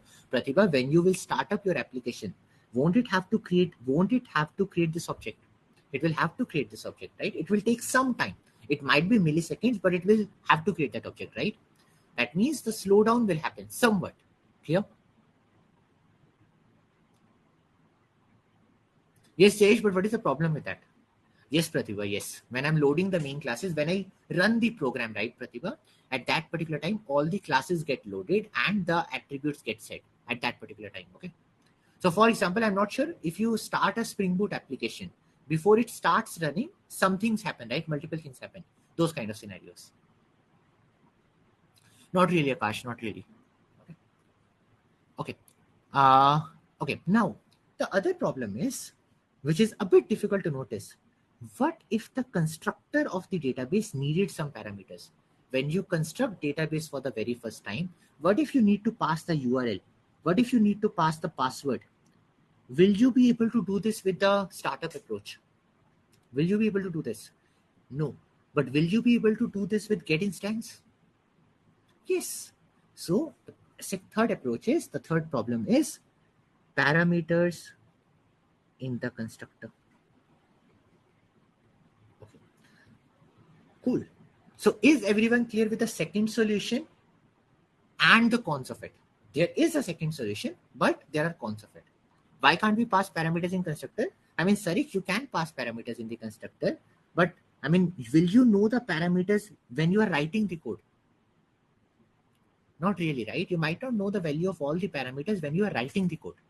For example, here you can have the parameters as a part of get instance, so that you can pass those parameters via get instance, and then get instance will pass it to the constructor of database. But that situation cannot happen with this. Okay. I mean, Utkarsh, what if the parameters have to be taken from the command line? I mean, config file is a solution, but what if the parameters have to be taken at runtime? Cannot happen, right? I mean, Utkarsh, obviously then here it is not eager loading. I mean, obviously here it is eager loading, but that is a con with eager loading. Okay. That's a con with eager loading. You can only use eager loading when there are no parameters to be passed. Okay. Okay. For second solution, there is no need for private constructor. Okay. So Haas is saying for the second solution, I don't need a private constructor. Is Suhas correct? No. If the private constructor is not there, someone else can call the constructor, right? If the private constructor is not there, by default, the constructor is public. That means a client or a main program can call that public constructor. Clear, Suhas? Here, we also cannot throw exception also. I mean, Sanjeev, where do you want to throw the exception? Okay, so basically, what if the constructor of the database is throwing the exception? What if the constructor of database throws the exception? Yes. I mean, if the constructor of database throws the exception, then obviously your app will not even start. In this particular case, the app will not even start. Okay, correct. Clear, everyone? Okay. Every time we create new object, new database will be created. Shikhar, what do you mean by that? I mean, okay, let me show this in code. Okay, let me show this in code. Do we need get instance method in second solution? Okay, Abhishek, let me show this to you. Okay, can you see my ID? Yes or no? Okay, perfect. Now let me go to the second implementation. Implementation 2. Now, in this implementation 2, make it here. Implementation 2. Let me delete this. And let me copy each of these files here. Command C, Command V. What I'm going to do is, I'm going to go to my database class, but this time I will make it multi or concurrency friendly. So what will I do? I will create the instance at this place itself, new database. Now that means here I don't need to create an object at all. Okay, no object needs to be created. Perfect. Now what do I say is, generally by creating the database object, you will throw checked obsession or the handle here. Okay, Gajla will get to that. Okay, so first of all, is this thing clear with everyone? The changes that I have done in my database class, the only changes, instead of null, I have created a database here only, and then I don't need to check. So at this particular time, the object will be created when I run the program. So when I run the main program, at this particular time, debug, when the program is even starting, at that particular time, it will be created. So let me put a debug statement just to see if it is still a singleton solution. What is the address of the database DB1 and DB2? It is still 677, 677, 677. And inside the random class as well. Is the object still 677? Yes. That means, is my second implementation still singleton? Is my second implementation still singleton? Yes. But what are the cons of it? The cons of this is, again, if I go back to my class, the very first con is, what if you needed to pass some parameters to the database that you don't know till the very first time you create a database? Is there any way to pass parameters in the database as of today? There is no such way. Okay, because probably I might need some parameters from the command line. from some input. No, Mohammed, let us say if I needed those parameters from the input. I mean, this code will run when you are starting the application, right? This code will run when you are starting the application. So you cannot take any of those things. Okay, now Karthikeyan is asking, but still, what is the use of constructor private? Karthikeyan, if I remove this constructor, okay, if I make it non-private, then from my main class, can't I call database is equal to new database? Can't I do that? Okay, so is it singleton? No, it's not a singleton. Okay, cool. Okay, let me just remove this. Let me go to my database class. Let me make the constructor public again. Okay, but still, what is the okay extra space if not used as a reference or still understood what is the use of parameters? Okay, so Amit, let us say this database class needed some URL. Okay, it needed a string URL. Okay, it needed a string host name. Okay, now if you don't know the value of the URL and host name when you are writing this code, how will you create the database object? How will you create this object? Will you be able to do that? But if you don't know the value of the URL and host name till the time you start the application, will you be able to do that? I mean, we will get there. We will get there. We will get there. Okay. So that's a problem. Is this clear? So that means the second solution is, the second problem is it will not work if it's a parameterized constructor. Okay. Do we need get instance? Okay. Abhishek is saying, if I don't have get instance, okay. Okay. Then Abhishek, how will you even get the object of that class? If you don't have get instance, how will you get an object of that class? Karthikeyan, I will unmute you soon. How will you get an object of that class, Abhishek? Okay. See, first of all, Prince, I think I had discussed that a bit earlier. Normally, all the attributes of your class should be private. They should never be public. But let us say you make it public. Okay, you say this is public. So now whenever anyone needs to create an object of the database class, what will they do? They will say database is equal to database.instance. Yes? Is this what you are saying? Is this what you are saying? Now, what do? I say database.instance is equal to null. Now, is there a problem? There's a problem, right? That is why you should never make your attributes public. It can lead to very random problems. Okay, don't do this. Okay, don't do this. That is why have your methods as public methods, and all your attributes must always be private. Okay, in fact, a good design practice is by default make all the attributes as private. Okay, have very strong reason if you want to make a attribute public. Okay, correct, Akash. Okay, now Karthikeyan, let me unmute you. Hello. Yeah, hi Naman. The thing with the pattern, what you said is beforehand when I'm writing my code, I would not be able to know what will be the parameters that I would be passing in the database, right? That this is an eager loading thing. But this design already means that we would not be creating objects from a constructor, right? So this what is, I mean, even if I have a parameter or not have a parameter, the constructor is never going to be called, right? The private constructor is never going to be called. So what is the... It is going to be called, right? Private constructor will be called here. Here, what you're doing here, you're calling the private constructor, right? Yeah, but this is not the constructor will not initialize anything, right, to my default variables, right?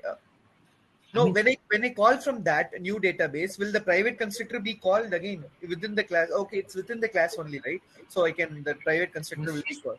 Correct. Oh, got it. I confused the access specifier. So this will be called, yeah, database methods. Got it? Cool. Awesome. Cool. Okay.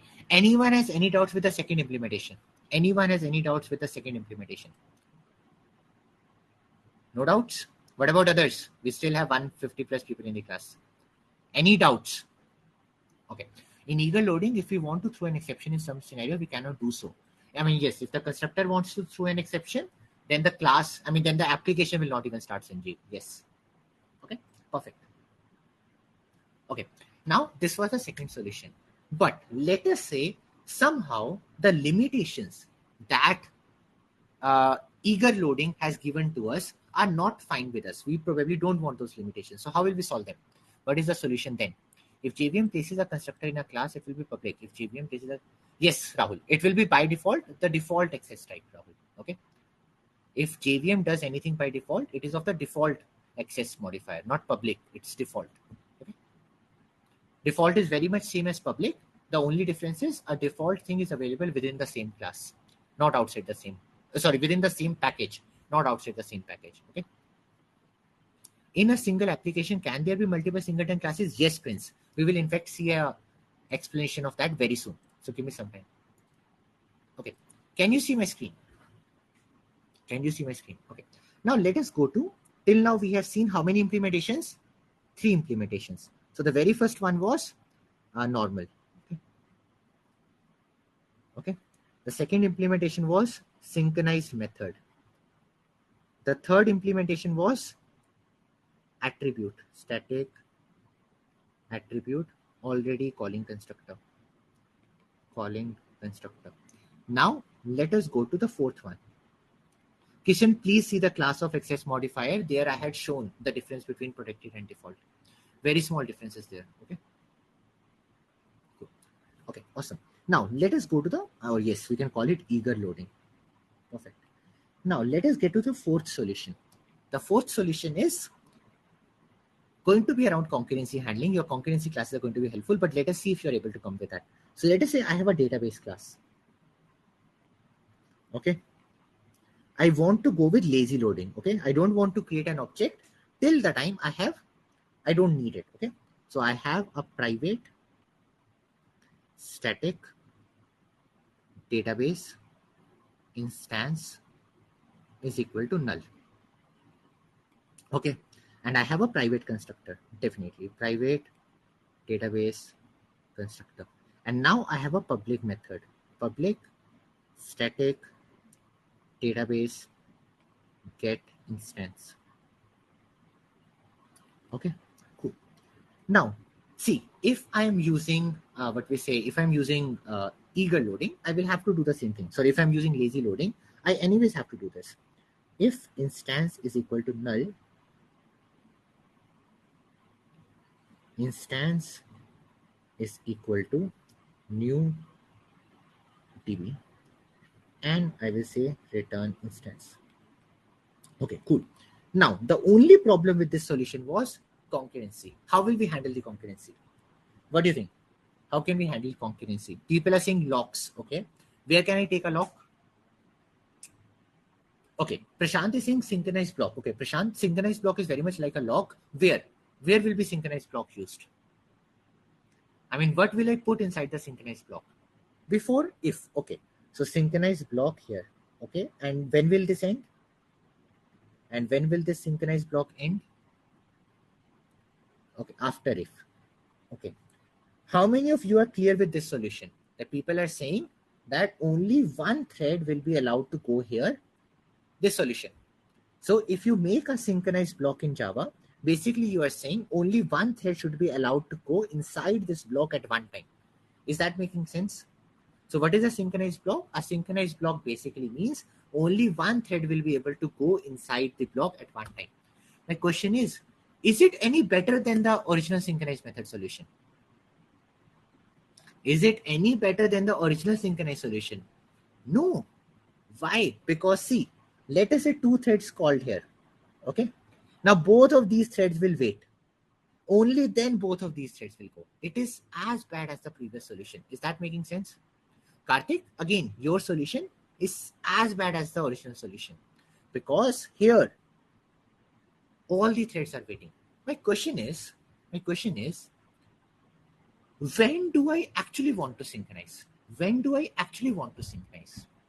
I mean, when is the time when I actually want to synchronize? When the instance is null, right? Only when the instance is null, I want to synchronize. Yes or no? Only when the instance is null, I need to initialize. Otherwise, I don't want to initialize. Is that correct? Okay. Now, let us say I just use this logic. Okay. I change this code a bit. Okay. And now I put synchronized rather than outside if, let me put it inside if. So I have a if condition. If instance is equal to null. If instance is null, then I have a synchronized block.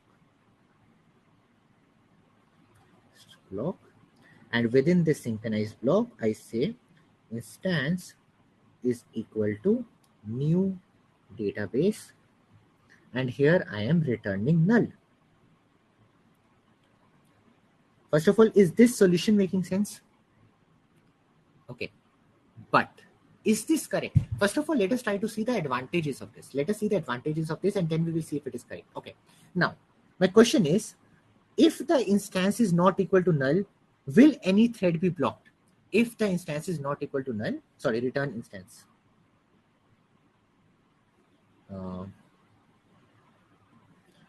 This is this method, get instance, and then you have this block, okay, and then you have this if instance, okay, it's null. Then only you will do this, and finally you will return instance. My question is, in this particular solution, if the instance is not null, am I locking anything? If the instance is not null, am I locking anything? No. So is the performance a bit better? Is the performance going to be better? Yes. But if the instance is null, here I am locking. Is this locking even helpful? Is this locking even helpful? No. See, if the instance is null, okay, now imagine the situation. Here is thread T1. T1 saw the instance was null. T1 saw instance was null. And T2 also saw instance was null. So where will both of them go? If T1 and T2 both saw instance was null, where will they go? Both of them will go inside block. And now, how many of them will be able to go inside at one time? Only one. Okay. So now, T1 goes. What does T1 do? T1 now create a new TB. T1 comes out and returns that. Then T2 goes. And what does T2 do? What does T2 do? T2 again goes and again creates a new TB. Is this really singleton? Is this singleton? No. So now people are realizing it correctly that again inside this lock I should check. Yes or no? Again inside this lock I should check. So again here I will check if instance is equal to null. Null. Then only set that. Is this making sense? Okay. Let me again explain the benefit of this. First of all, this thing is known as double check locking. This thing that we have done is known as a very popular technique of handling concurrency with high performance. This technique is known as double check locking. Okay. What does double check locking say? Double check locking says, very first thing, check without lock. See, once you check without lock, what is the advantage that this gives to you? When you are checking without a lock or without a synchronize, what is the advantage that you get? What is the advantage that you get without using locks? Performance. Check without lock for performance. Okay. See, so that is why I checked if the instance is null without a lock. There is no lock here. Because I know if the instance is not equal to null, do I even need to take a lock? If the instance is not equal to null, do I even need to take a lock? No. So that is why if the instance is equal to null, if it is not, I can just directly go to return instance. And what I have saved, what have I saved due to this? I have saved, what have I saved due to this? I have saved performance. I have saved performance. Okay. Tanajit will get in there. Okay. Here I'm changing this. Okay. Now, if the instance is equal to null, now I say I have to change the value. But when I am changing a value, what do I need to ensure? What do I need to ensure? That because the instance is null, now I need to create the first object. But when I am creating the first object, what do I need to ensure? Vikash will get to that. We'll get to that again. Okay, don't worry. What do I need to ensure? When I'm creating a new object, what do I need to ensure again here? That some other thread might not have created in between, right? that some other thread might not have created it in between. So what do?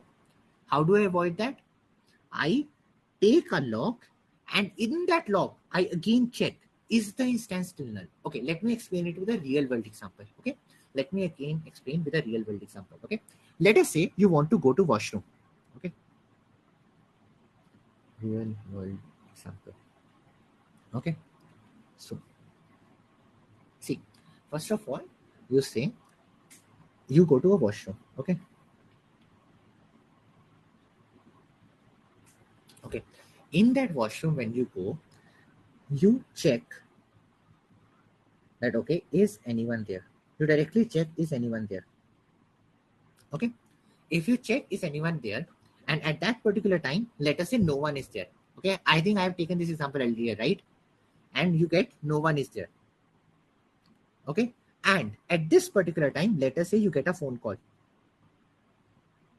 Okay, then what do? You attend the phone, and after that you go inside.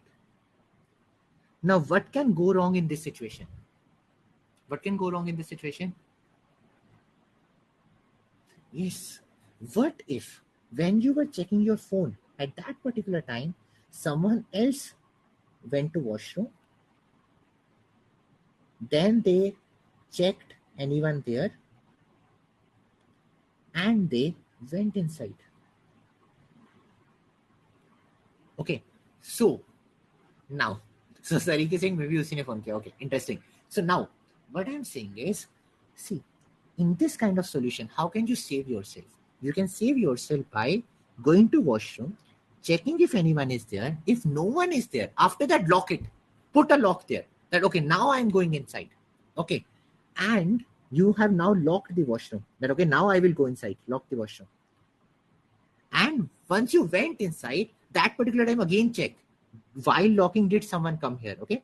Check again if no one is here. Again, if no one is here. Is that making sense? Check again if no one is here. This is double check locking. Let me again explain that. Okay. In my get instance method, okay, what do? The very first thing that I do is, without even taking a lock, without even losing on performance, I check if instance is equal to null. Okay. See, if I get that the value of instance is not equal to null, then do I even need to take a lock? No, I don't even need to take a lock. So I will just return instance. So now for this flow, is there any lock taken? For this flow, is there any lock taken? If the instance is not equal to null, is there any lock taken across the instance? No. You will call this method. After calling this method, you will go here. You will see a false. You will come here. Is it highly performant? Yes, because if the value of instance is not equal to null, no loss of performance, I will directly return the instance. I'm happy. But if the instance is equal to null, now I need to be careful, right? Why do I need to be careful now?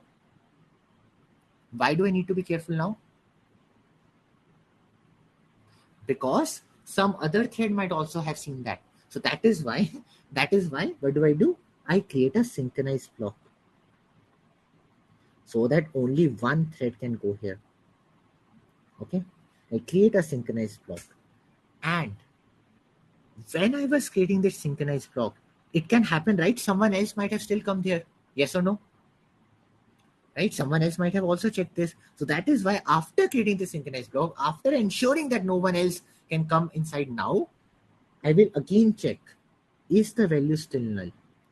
If instance is still equal to null, then only create a new instance. Is this making sense? What if the reference is volatile? Utkarsh, volatile has a different purpose. Okay, we will get to volatiles later.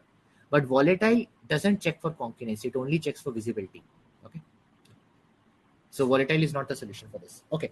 So this is the best solution for creating a singleton. So the final solution that we have is double check locking. Okay.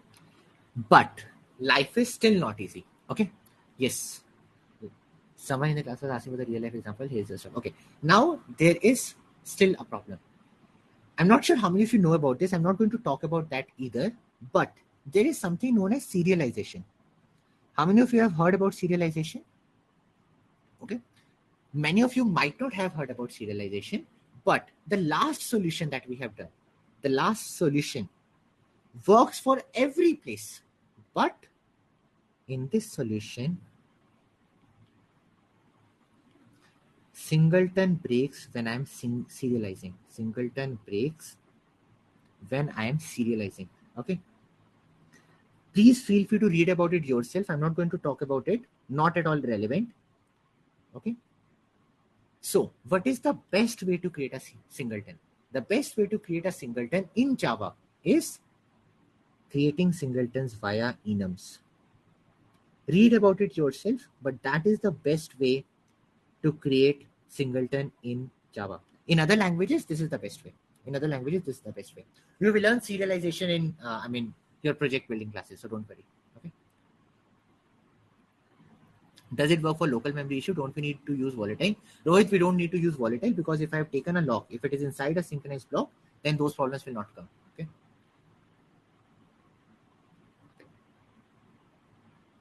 Okay. Please explain volatile keyword as well. Why it need to check private volatile static DB instance. Okay. So Jayesh. Okay. So Jayesh has a very good. Okay. So let us talk about volatile. Okay. What about JavaScript? I think for all the other languages, this is the best solution. The best solution is double check locking. You cannot improve other than double check locking. Okay. This is the most generalizable solution. But if you're a Java engineer, you can talk about the serialization issue as well. Otherwise, this is the best solution. Okay. Is this object level lock or class level? Praveen, in singleton, it's an object as well as a class. So, but it's a method level lock. It's a method block level lock, I can say. Okay. So across all the methods of this class, this thing can only go once. Okay. Okay. Not taken the static inner class case. Nikhil, that is not really relevant for singleton. In singleton, you don't really create a static inner class. You do that more in a builder design pattern, Nikhil. Okay. So we will see that in builder. When not to use singleton, we will get to that. How can second thread come inside after the synchronization? Okay, Kagan. See, if this was not there, okay, let us say this was not there, then two threads, can both of them be waiting here at one time, Kagan? Can both of these threads be waiting here at one time? Yes. So what will happen? The very first one will create a new database, and after that, the second one will create a new database. Yes or no? Is that making sense? Okay, let me give you another reason. Let me give you another example which might make things a bit better. Okay, so it might be very bad example. Please do let me know if this sounds bad. But let us say, let us say you you go on a date with someone. Okay, you go on a date with a person. Okay. Okay. Good. And you want to propose to that person. Okay. You want to propose to that person.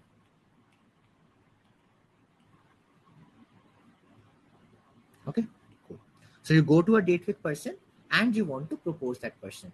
Now, what you want to do is, and by the way, you go on a date with a person and and your friend. Okay, so that if something goes wrong, your friend can take care of you. Okay, so this is the situation. Clear? You go on a date with a person and your friend. Okay, okay, you want to propose to that particular person. That is the thing. Now, what do? Now you go on a date. You are sitting here. Okay, you are sitting here. This is your friend, this is the other person. Okay, now what you do is you ask them, are they single? You check, are you single? This is the thing that you check. Okay, and let us say if you get a no, let us say if they say that I'm not single, then will you even propose? No, you will not propose. If they are not single, why will you even propose, right? Okay, but let us say when you ask, are you single, they say a yes. Okay, now you heard a yes from them. Okay, now will you want to propose? Yes. But now what happens? To propose, you go to the store, you go to the shop nearby, and you buy flowers from there. Okay? Clear? Because they had told her yes, you go to a shop nearby, you buy flowers from there to propose. Within that time, when you were gone to shop, let us say your friend proposed to her. Okay? Now, what happens is you come back and you propose. And what will you see? What will you see? A problem. Is the double check locking clear? Is the double check locking clear? So now you have to again ask, are you still single? And yes, immediately then give the flowers. Clear? Clear? Now I hope the things are clear with everyone. Okay? Cool. Awesome. Okay. Yeah, Aditi is telling me the reasons why I'm still single. Okay, anyways, cool. Okay, let us stop and let us go ahead. Okay. So this is what serialization is. And I mean, this is what double check locking is. Can two threads ask at the same time? Yes, Prince, it can. I mean, technically that is possible. That is what concurrency is, right? Two threads doing the same thing at the same time. Okay. Awesome. Can two threads? I mean, that is why, Prince, you're taking a lock, right? That is why after that you take a lock. You ask that, are you single? Then you immediately propose. So that time you have a lock because you are talking, right? So at that particular time, no one can come. So that is why in synchronized block, after this, no two threads can come at the same time. Clear? That's what. Okay. Now, quickly going ahead. How does it feel with serialization? Anant, for that, you will need to learn about serialization. I will say, please learn about serialization once you go. Okay. I mean, take it as a homework. Learn what serialization is and learn how I can handle singletons via enums in Java. Okay. So take this as a learning material. Okay. Now, quickly going ahead. We are not yet done with singleton. Amit, it will be basically waiting outside. It will be basically waiting at this particular time. Okay. Once the other thread is done, then it will go here. Okay. Clear, Amit? Perfect. Now, cons of singleton. This is the last thing that I want to discuss. Okay. Why should you not use singleton?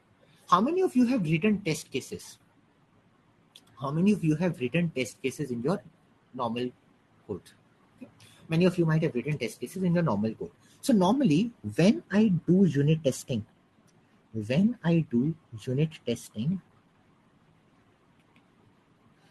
I often need to mock some attributes or methods. I need to mock some attributes or methods. Okay.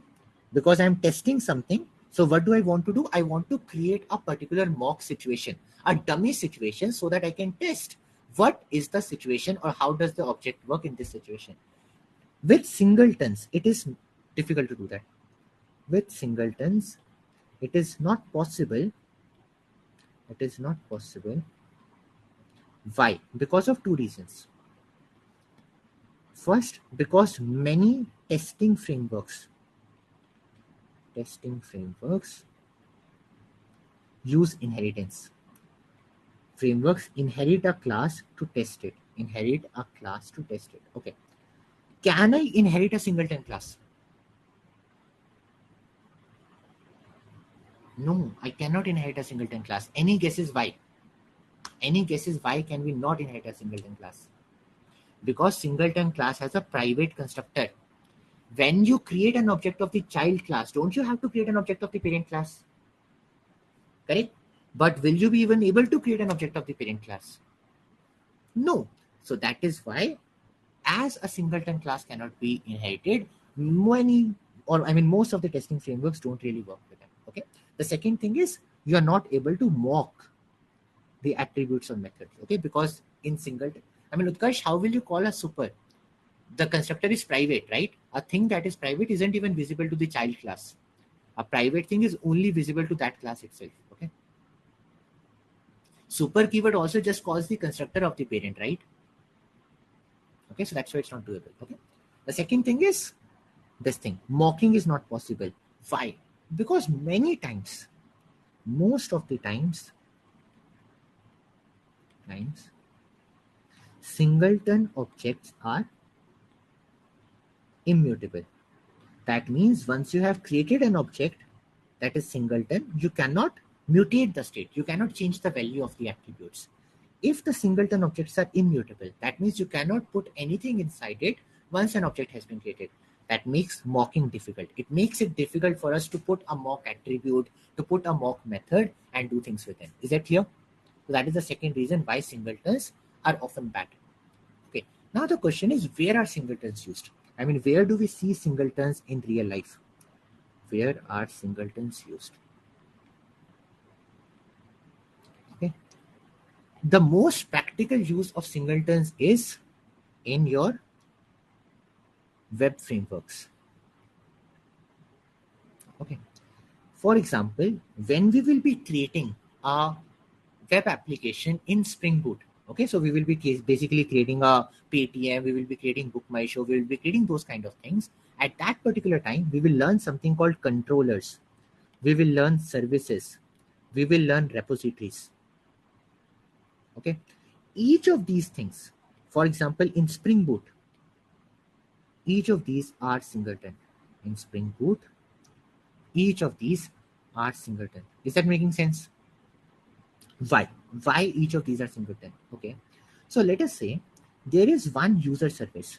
There is one user service in my code base. Okay.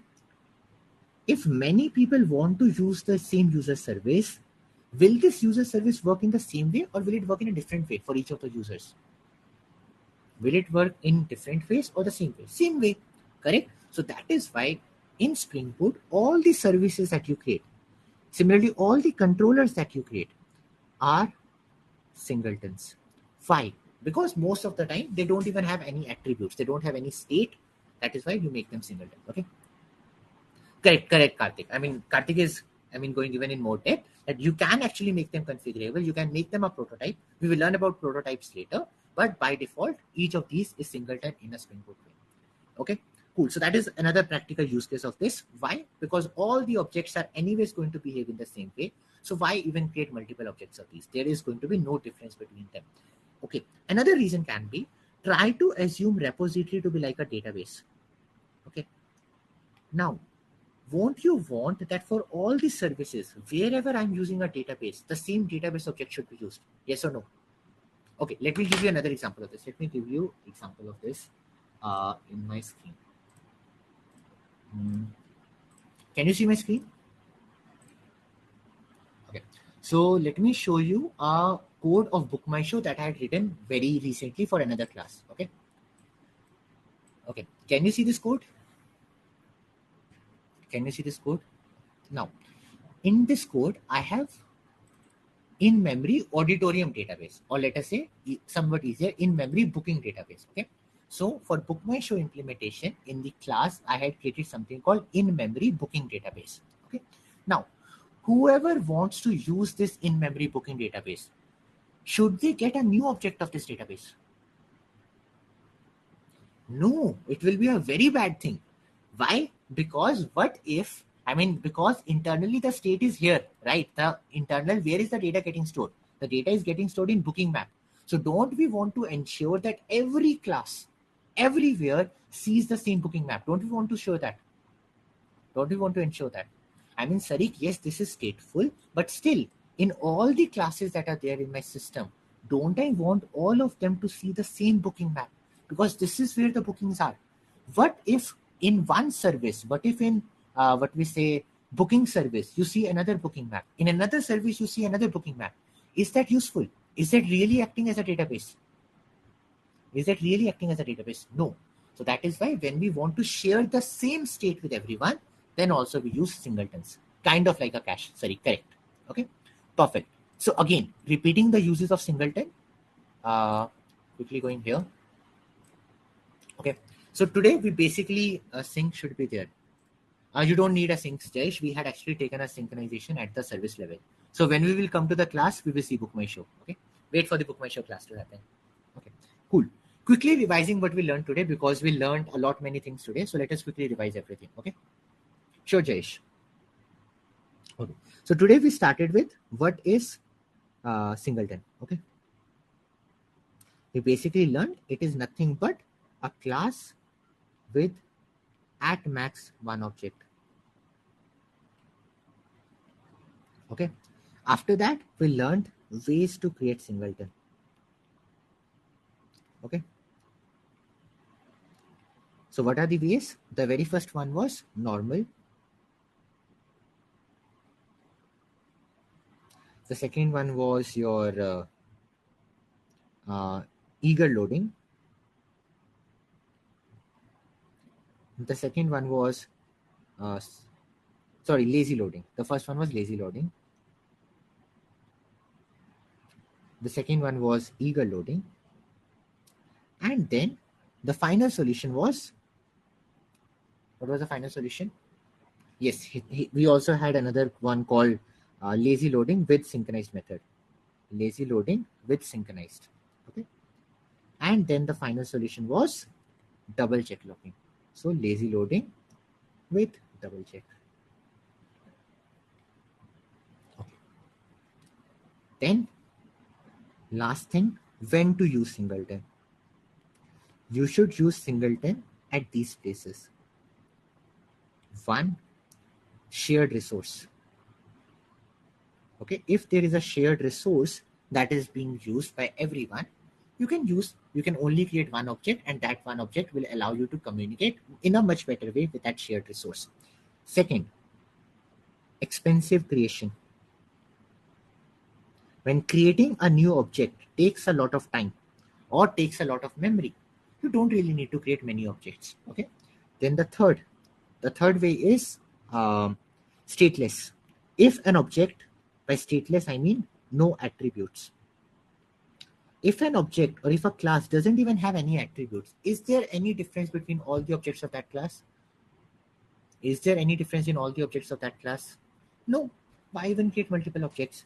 And the fourth is, when we want same object, when we want only one object to be present across my application. Right? Across my application. And the reasons for this is probably your config file. Okay. Or it can be your database, mock database. Okay. These two things. Okay. Can you give examples of stateless scenario with no attributes? Sarik, many times when we implement services are stateless. They don't have, many times they don't have any attributes. So those kind of scenarios. Clear? We might have a user service and that's not having any attributes, those kind of things. Okay. And when not to use singletons, or why not to use singletons, if ever. To use, the only reason for not using singletons is makes testing difficult. Okay.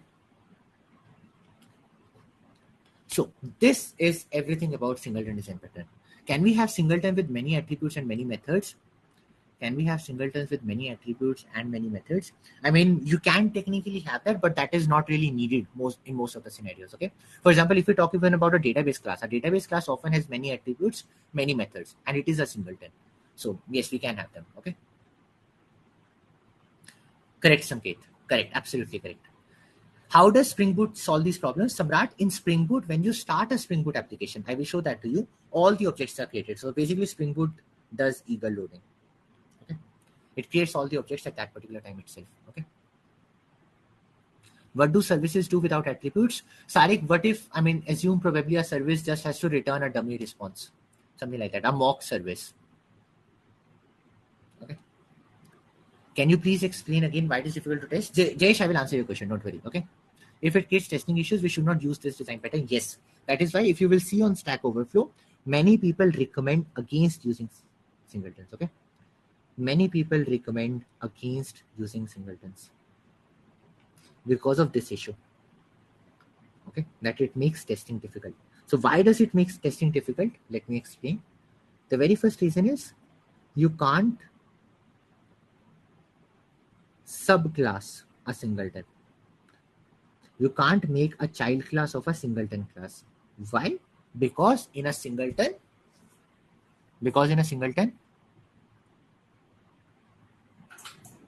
Constructor is private, and if the constructor is private, your child cannot call the constructor of the parent. Okay. Yes, correct, Sohail. And the second reason is basically, I mean, you cannot mock, you can't change the attributes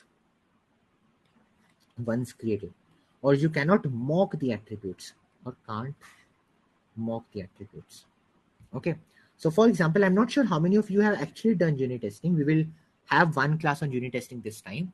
But when we actually unit test, often we run multiple test cases. In each of the test cases, we create a new object, then we set a new values, and then we test it, right? But for a case of singleton, you can never create another object, right? I mean, when you created the first object, now you will again have to restart the application to create the new object, which becomes a problem here. So that is why unit testing becomes difficult. Clear? Okay, cool. But some testing frameworks are based on singleton. How do they do it? Prince, which testing framework is based upon singleton?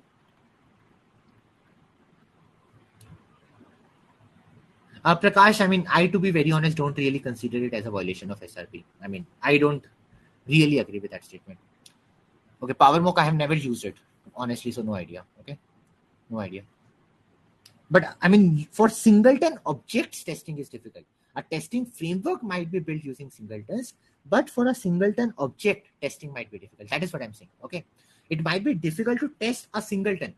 Okay, even though you can build a testing framework using singleton. Okay, okay. Prince is saying example. Okay, so Prince, let us say, okay, now I have created a database. Okay, let us say I have created a database, and this database is a singleton.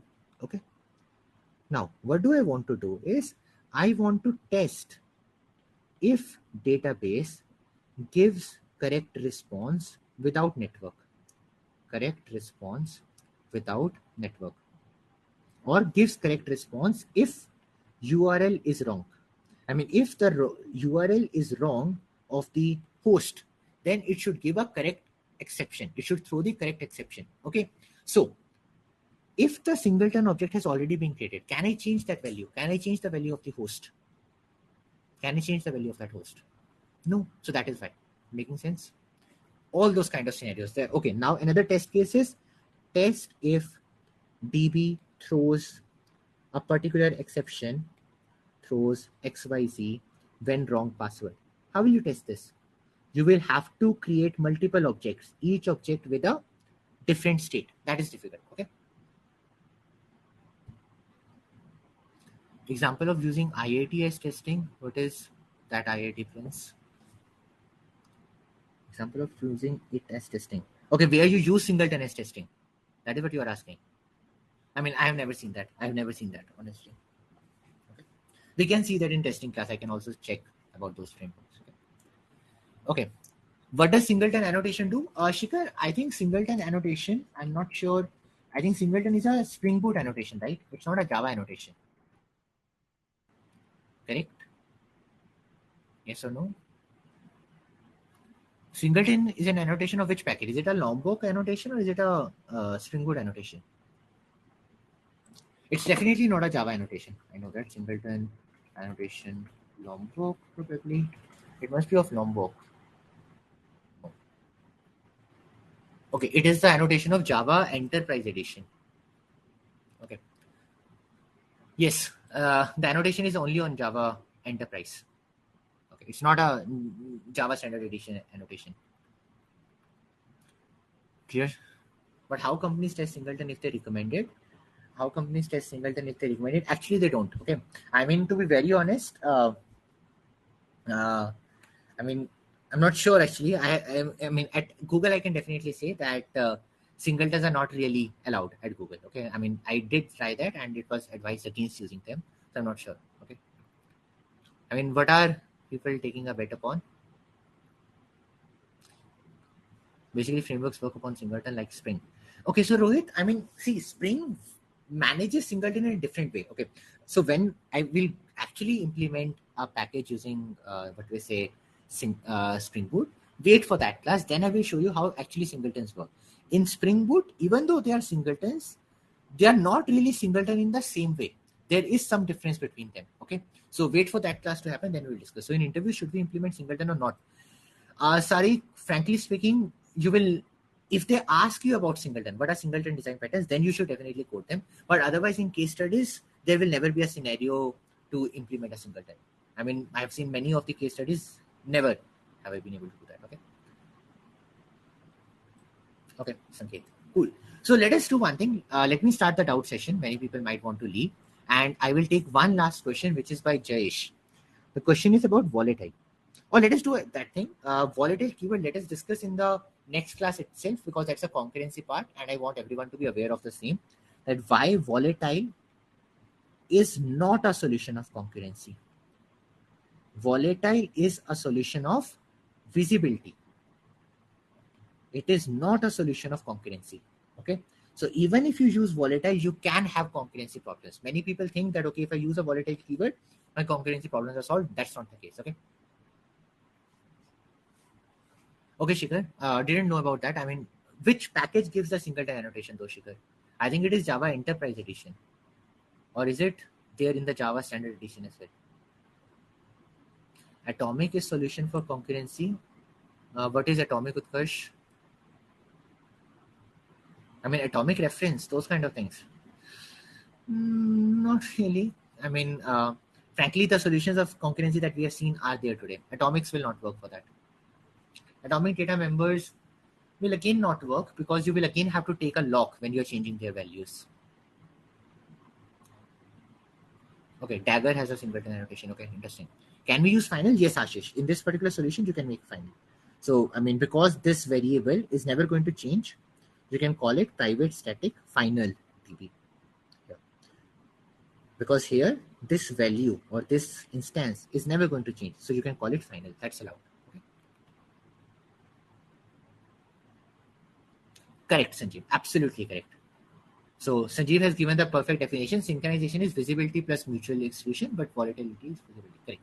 So Jayesh, let us discuss this at the next class, okay? Because I think other people might also get asked this question about volatile, and many people have started dropping off already. So see it in the next class, okay? Cool. Okay, so is everyone at least clear with singleton? I thought to cover 2 design patterns today, but is everyone at least clear with singletons? There are still 100 people who have not answered the poll. Is singleton clearing completed? Okay, perfect. So that's all for today. What we will do in the next class, we will learn about builder and at least factory. We will try to complete builder and factory in the next class. Okay, cool. Do we see any other design patterns in detail like this? Ramesh, we will see builder in this detail. We will then see, I mean, yeah, builder is the another design pattern that needs so many details. All the other ones are easier.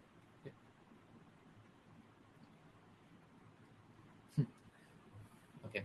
There's another technique to create singleton which uses inner class build po method. Any idea? No idea about that, Akash. Let me see about that. That uses an inner class to create a singleton. Okay, interesting. I will see about that. Okay. Perfect. Thank you, everyone. Where are you going for vacation? I'm actually going for vacation in Leh Ladakh next week. Cool. Awesome. Thank you. Bye bye. How much should 5 plus experience have a decent backend engineer? Yes, correct, Kishan. Your expectations are correct. If you are a decent, you can even go 10 higher. I think it must be doable. It will be doable. Okay, perfect. Thank you. Bye bye.